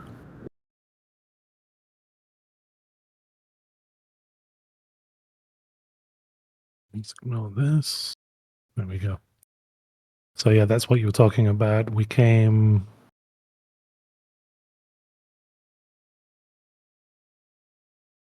Yeah, so I was looking for that trade around this spot, saying we could come down to yeah. 350. It was 35.70. Which was in this area.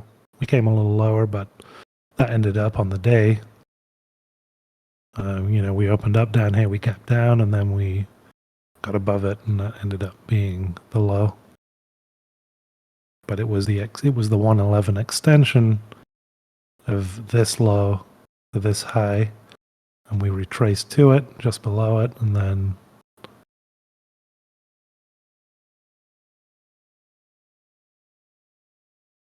because I'm sure if you get rid of everything beyond here and you're looking at this chart, some people are thinking, shit, on this day, we're gapping down, we've lost this low, let's short the fuck out of it. Let's take this down to, whatever, 320 and beyond. But they ripped it back up that day, and that's been the low for 6 months, right? 5 months, 6 months.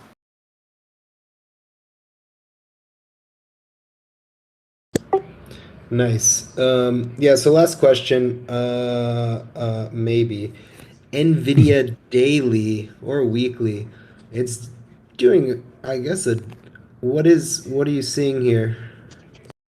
Let me get rid of this stuff. Let me go here.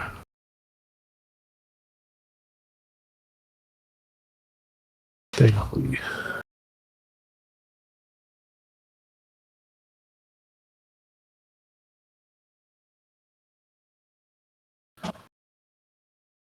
As far as the pattern goes, really we had this on the weekly. This is kind of why this move's been so strong. There is a tool in here for measuring head and shoulders if nobody knew.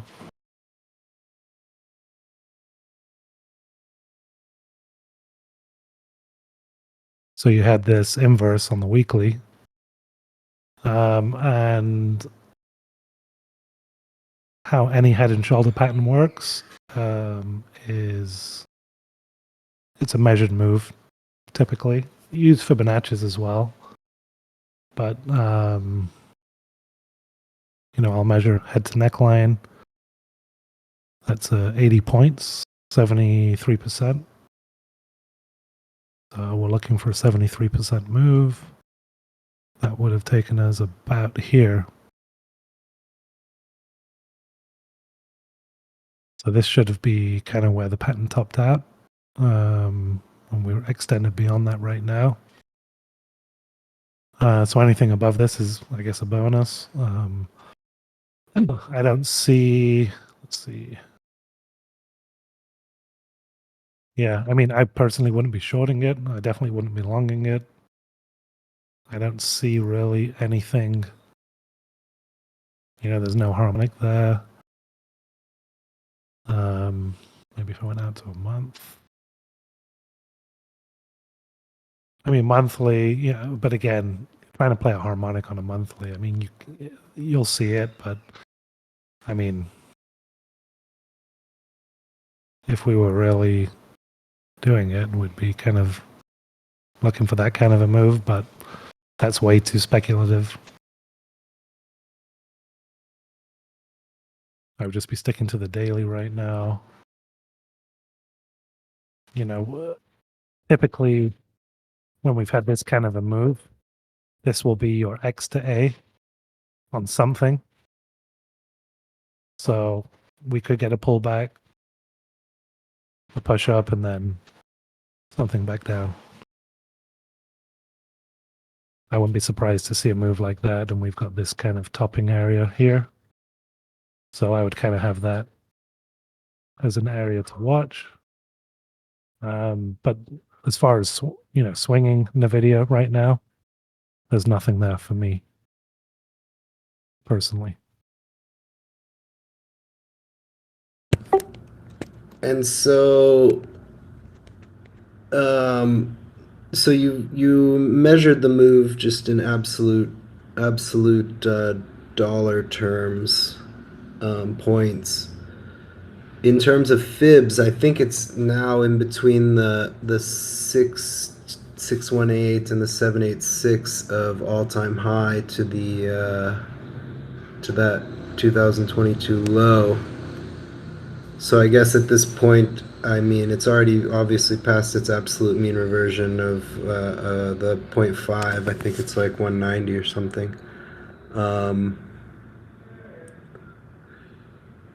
So it's stopping at one of these minor fibs as well, huh? So it's stopping at the 70 right now. I would very rarely take a position based on, for example, this hitting the 61.8, because there's no pattern there for me. Intraday I will for, a scalp maybe on like ES, but I'll have these Fibonacci's drawn as a reference, especially if I'm taking a trade on the break of this neckline here, because I'll use the Fibonacci's as profit-taking zones, for sure. But if I'm playing a head and shoulders, inverse or regular, it's more of a measured move. So this was a 73% head and shoulders inverse. So I'm looking for 73% here. Oh, so that is a percentage move, not in absolute points. Oh, actually, I screwed up, I think. Hold on.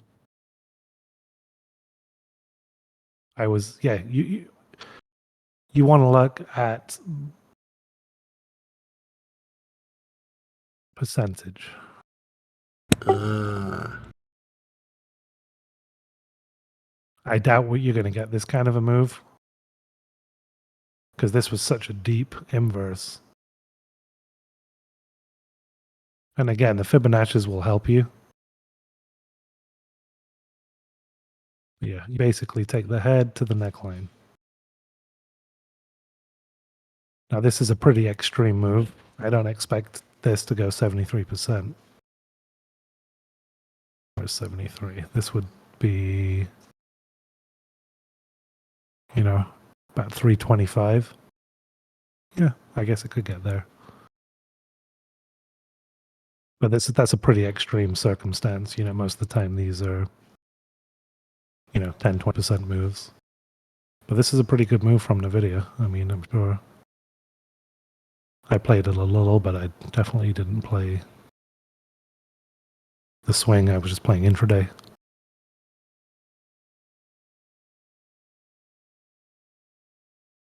Cool. Yeah. Thanks. Thanks for the insights. Obviously, everyone's watching it. Many trying to short it. Trying to figure out when's a good point. But like you said, it makes sense to wait for a pattern to appear and more confirmation. It kind of goes with the pattern trading. You always kind of want to wait for the second move. So you may get a confirmation short and think, oh, let's go in. But then likelihood is it's going to come back up. Try and trap some shorts and longs and then come back down.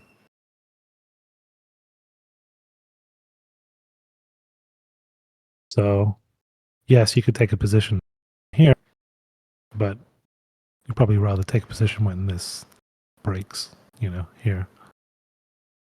Because now you're not getting bounced around. You'll still get bounced around a little bit on a daily for sure, but that's a better entry to take once you see a pattern. Maybe you start seeing the dark pools light up. You start seeing 2, 3, 4, 5 million shares on the dark pools at these levels all of a sudden. And you start seeing some, 30, 45, 60-day puts coming through. And you see price coming down here. You're like, yeah, that's a trade I want to take. I got money behind me. I got a pattern behind me. I've had this huge move that needs to retrace. Let's do it. Yeah, there was like a 15 million share dark pool print, I think, last Friday. Let me see. I don't know about anything flow wise. I think Anthony was saying that there's a bunch of 8-ball stuff coming through on certain names, but yeah, for now it just seems unstoppable. Yeah, I'm seeing today there was a noon, not a huge, like 150,000 share print at 274. So right around here. Yeah, probably a sell. But there's nothing huge though. I've seen about 900,000 shares yesterday. Let me see.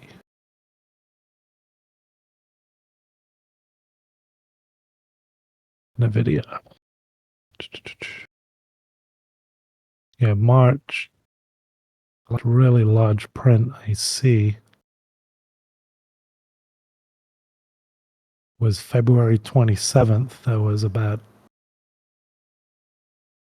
$400 million at 235.01. That would have been up here when it was kind of around this area. So that kind of, I guess, is what caused this push up. And then there was a ton over like a 3-day period. The beginning of February at 206 to 220. So, this is kind of right where this broke out. There was probably 300 or 400 million coming in there. So if you're playing this kind of a move off of the inverse, or if it's a harmonic, that kind of money behind you, kind of gives you a little more confidence in the trade.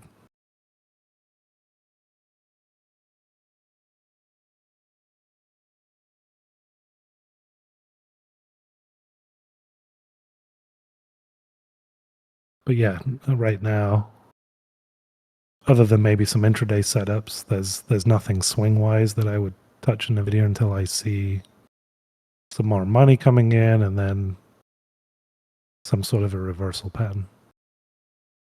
Like here, Nvidia is coming up and you're waiting for a short setup. Well, you got a harmonic that failed to complete. It hit this trend line first. So there's a reason for a short. If you're seeing dog pulls come in here, some options flow, there's a short there. Now you're seeing the inverse, seeing money come in here, you've broken out, there's a trade there. But, I'll trade things intraday without a daily setup. I'll go down to the hour and see different things, but I'm not swinging anything that doesn't have money in a pattern or a reason to take a trade. I'm not just taking something just because somebody on Twitter said, yeah, that looks good. I want to see money. I want to see a pattern if I'm swinging.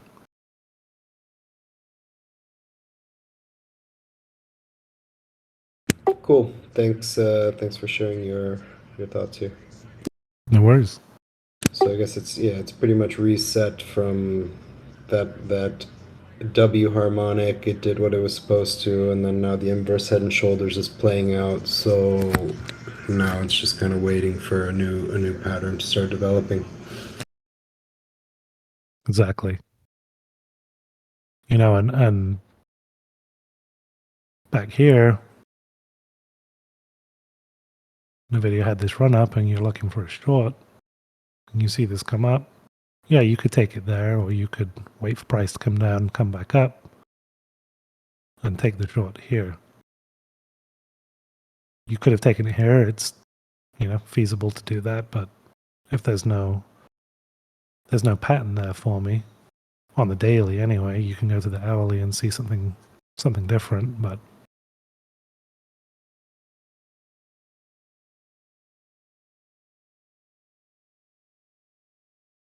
it just kind of got here and just kind of chopped around a little bit. But on the daily, we saw that M harmonic. So you'll typically, this didn't come quite as deep, but typically you'll get another stab. There's always some form of a double top. Not always, but on a larger time frames, more often than not. Price doesn't just reverse straight back up, usually.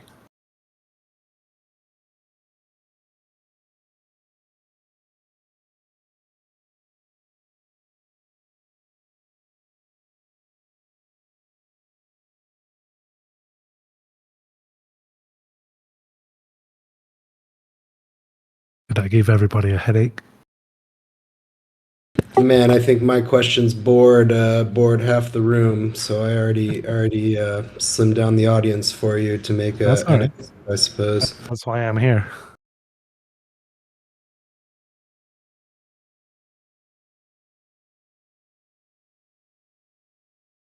But I'll definitely, should I do this right now? Let me get rid of all these drawings.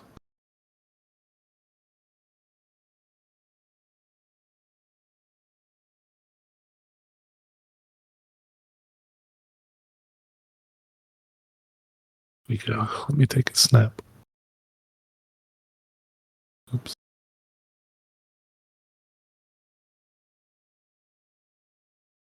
Guess this will show up in the video, but I'll also take a screen grab. And I can put this.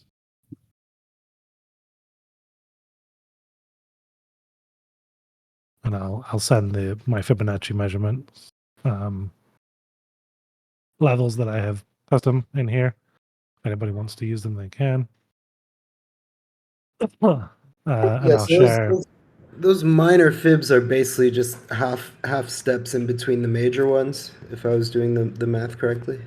Yeah, pretty much. So do they count as actual fibs, or they're just just averages of the primaries? Yeah, I mean everything is levels of interest, is what I would say. The ones that I have highlighted in blue and yellow are the ones that I'm really watching. But yes, for sure, a price could touch a 114 and reverse.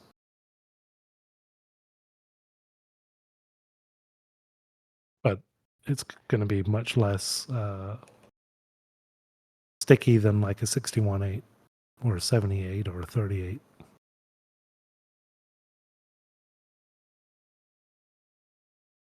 And all these are just areas of interest, you know.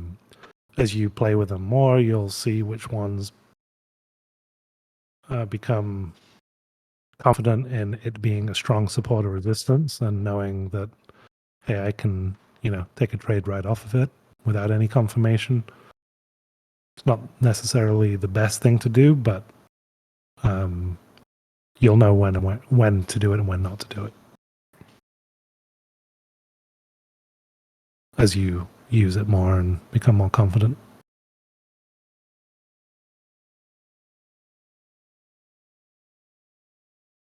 Yeah, it makes sense. I mean, like you had mentioned before, about high frequency trading, all of the software needs it needs framework to operate, and it's quite obvious that the Fibonacci levels are part of that framework on all time frames. So yeah, it makes sense that every single one is it's worth watching. Yeah, and there's a couple out there of these auto Fibonacci tools. They're not super accurate, but sometimes if you're really playing around in small time frames, you can use an auto Fibonacci tool that will update as this is a 15-second chart. I mean, you go into a 1-second chart, even if you pull up like ES right now. I mean, it's not very liquid, obviously, but this will, let's go to a 15-second.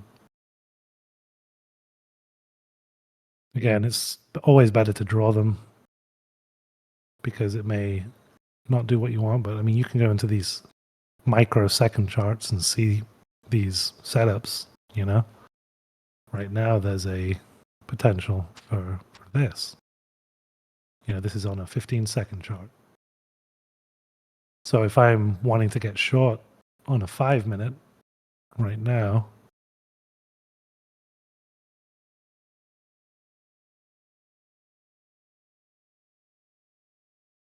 if I'm like, all right, I'm going to get short. I mean, you can kind of see that, but I may say, well, shit, I'm going to wait for, go to a 30-second chart or something, and then maybe wait. Oh, we were in a 15-second, sorry. Maybe wait for this move to play out, measure it, and say, okay, I want it to come up here, like to 39.84. I'll measure it out. I'll go back to my 5-minute, and that'll be kind of my entry. I'm not saying it's going to play out like that, but that's how I use smaller time frames. I used to be a crackhead, and I would trade off of it and scalp like 300 trades a day, but I'm not psycho anymore, and I try and get bigger moves. But I will still use the smaller time frames to help me get, a decent entry.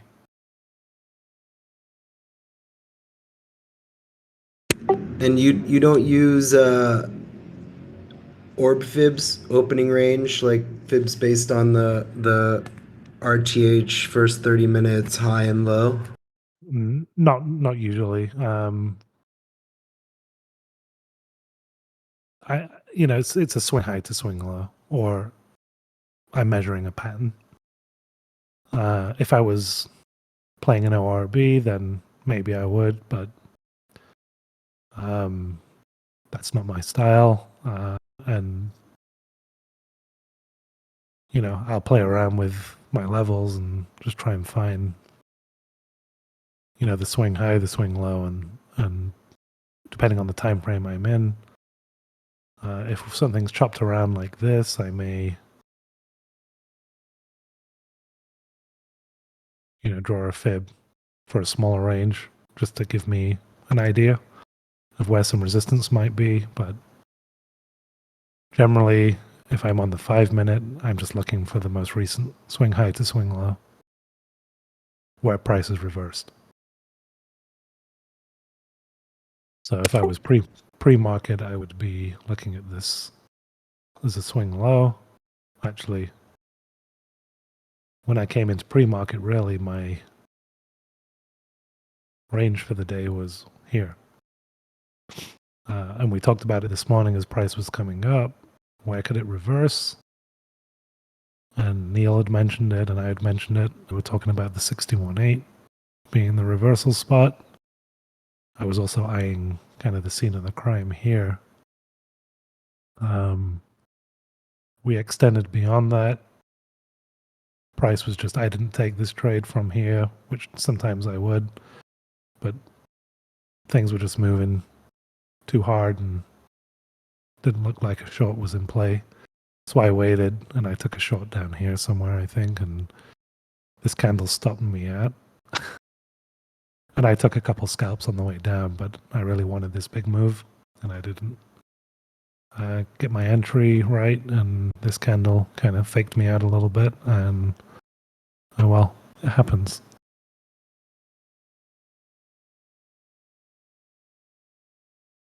Yeah, I love how that.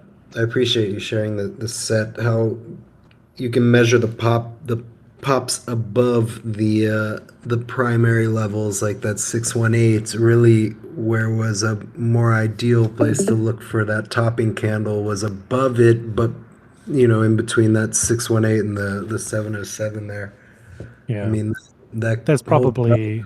I mean, is you like see, kind of perfect, and then you see the back test of this 618 failing. I mean, we did come into an area where there was a decent amount of resistance, yeah, across the overnight session, the previous day's session, but I'm sure if I drew some other Fibonacci's, there's probably something there.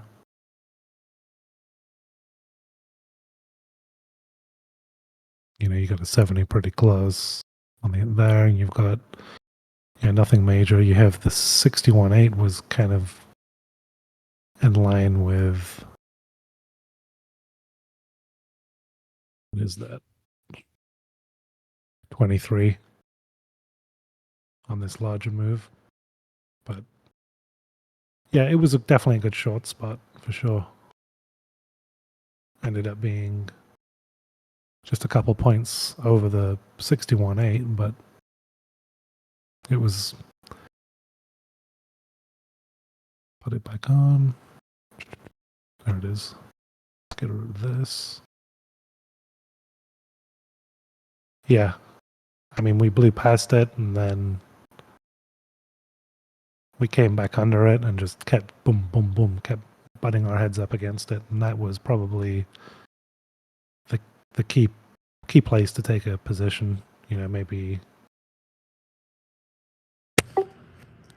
Yeah, that level actually it aligned with the SPY 200-day EMA. That's where I put on some SPY puts, was at the 399. Okay. I wasn't really looking at the Fibonacci's. I was just going off of that hard level.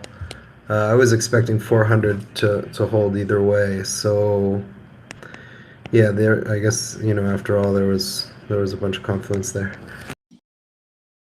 Yeah, I just added a chart in the cocktail hour chat. That was the -1 extension from the pre-market fib. So it was just slightly above the 618.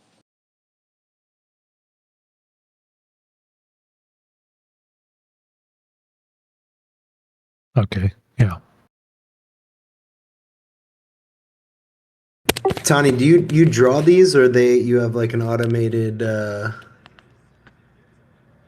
These get added automatically. No, I draw them manually. Yeah, there's a bunch of tools that will do it automatically, but they're not always reliable at picking the highs and lows. So you definitely want to get penny accuracy. You want to draw it manually.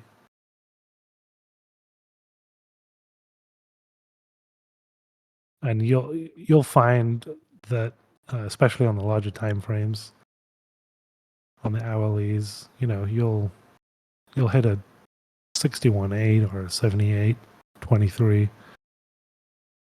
You'll get some pretty decent, especially if it's like there's a pattern or there's a confluence area. They'll respect those levels.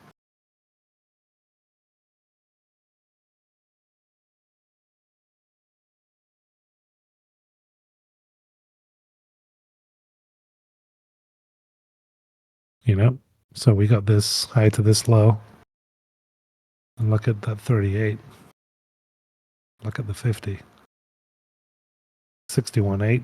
Kind of played around it a little bit, but eventually it didn't hold.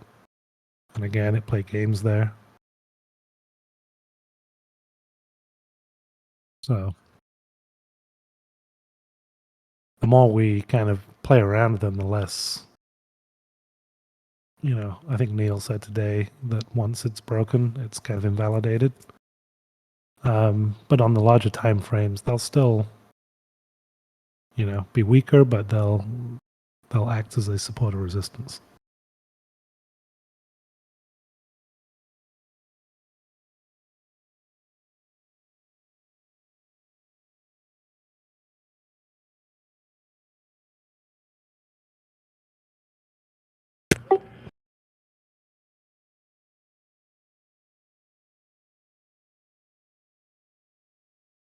Cool. Well, yeah, that's all for my questions. Thanks again for sharing your strategies and everything. I think Tanya just showed up. I don't know if he's got any questions, but I'm good.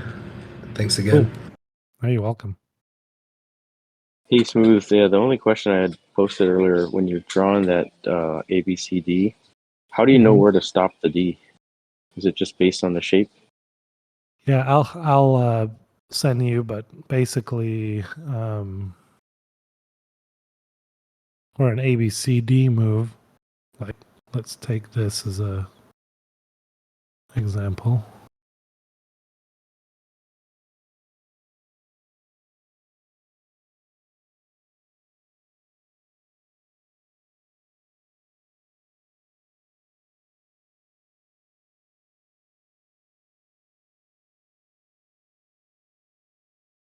So once you've got your level here, which is pretty close to a 61.8.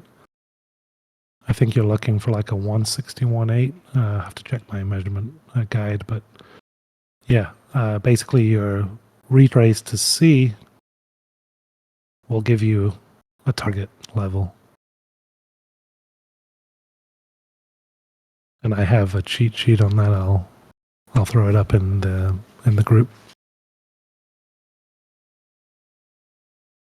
Very cool. Thank you. No worries.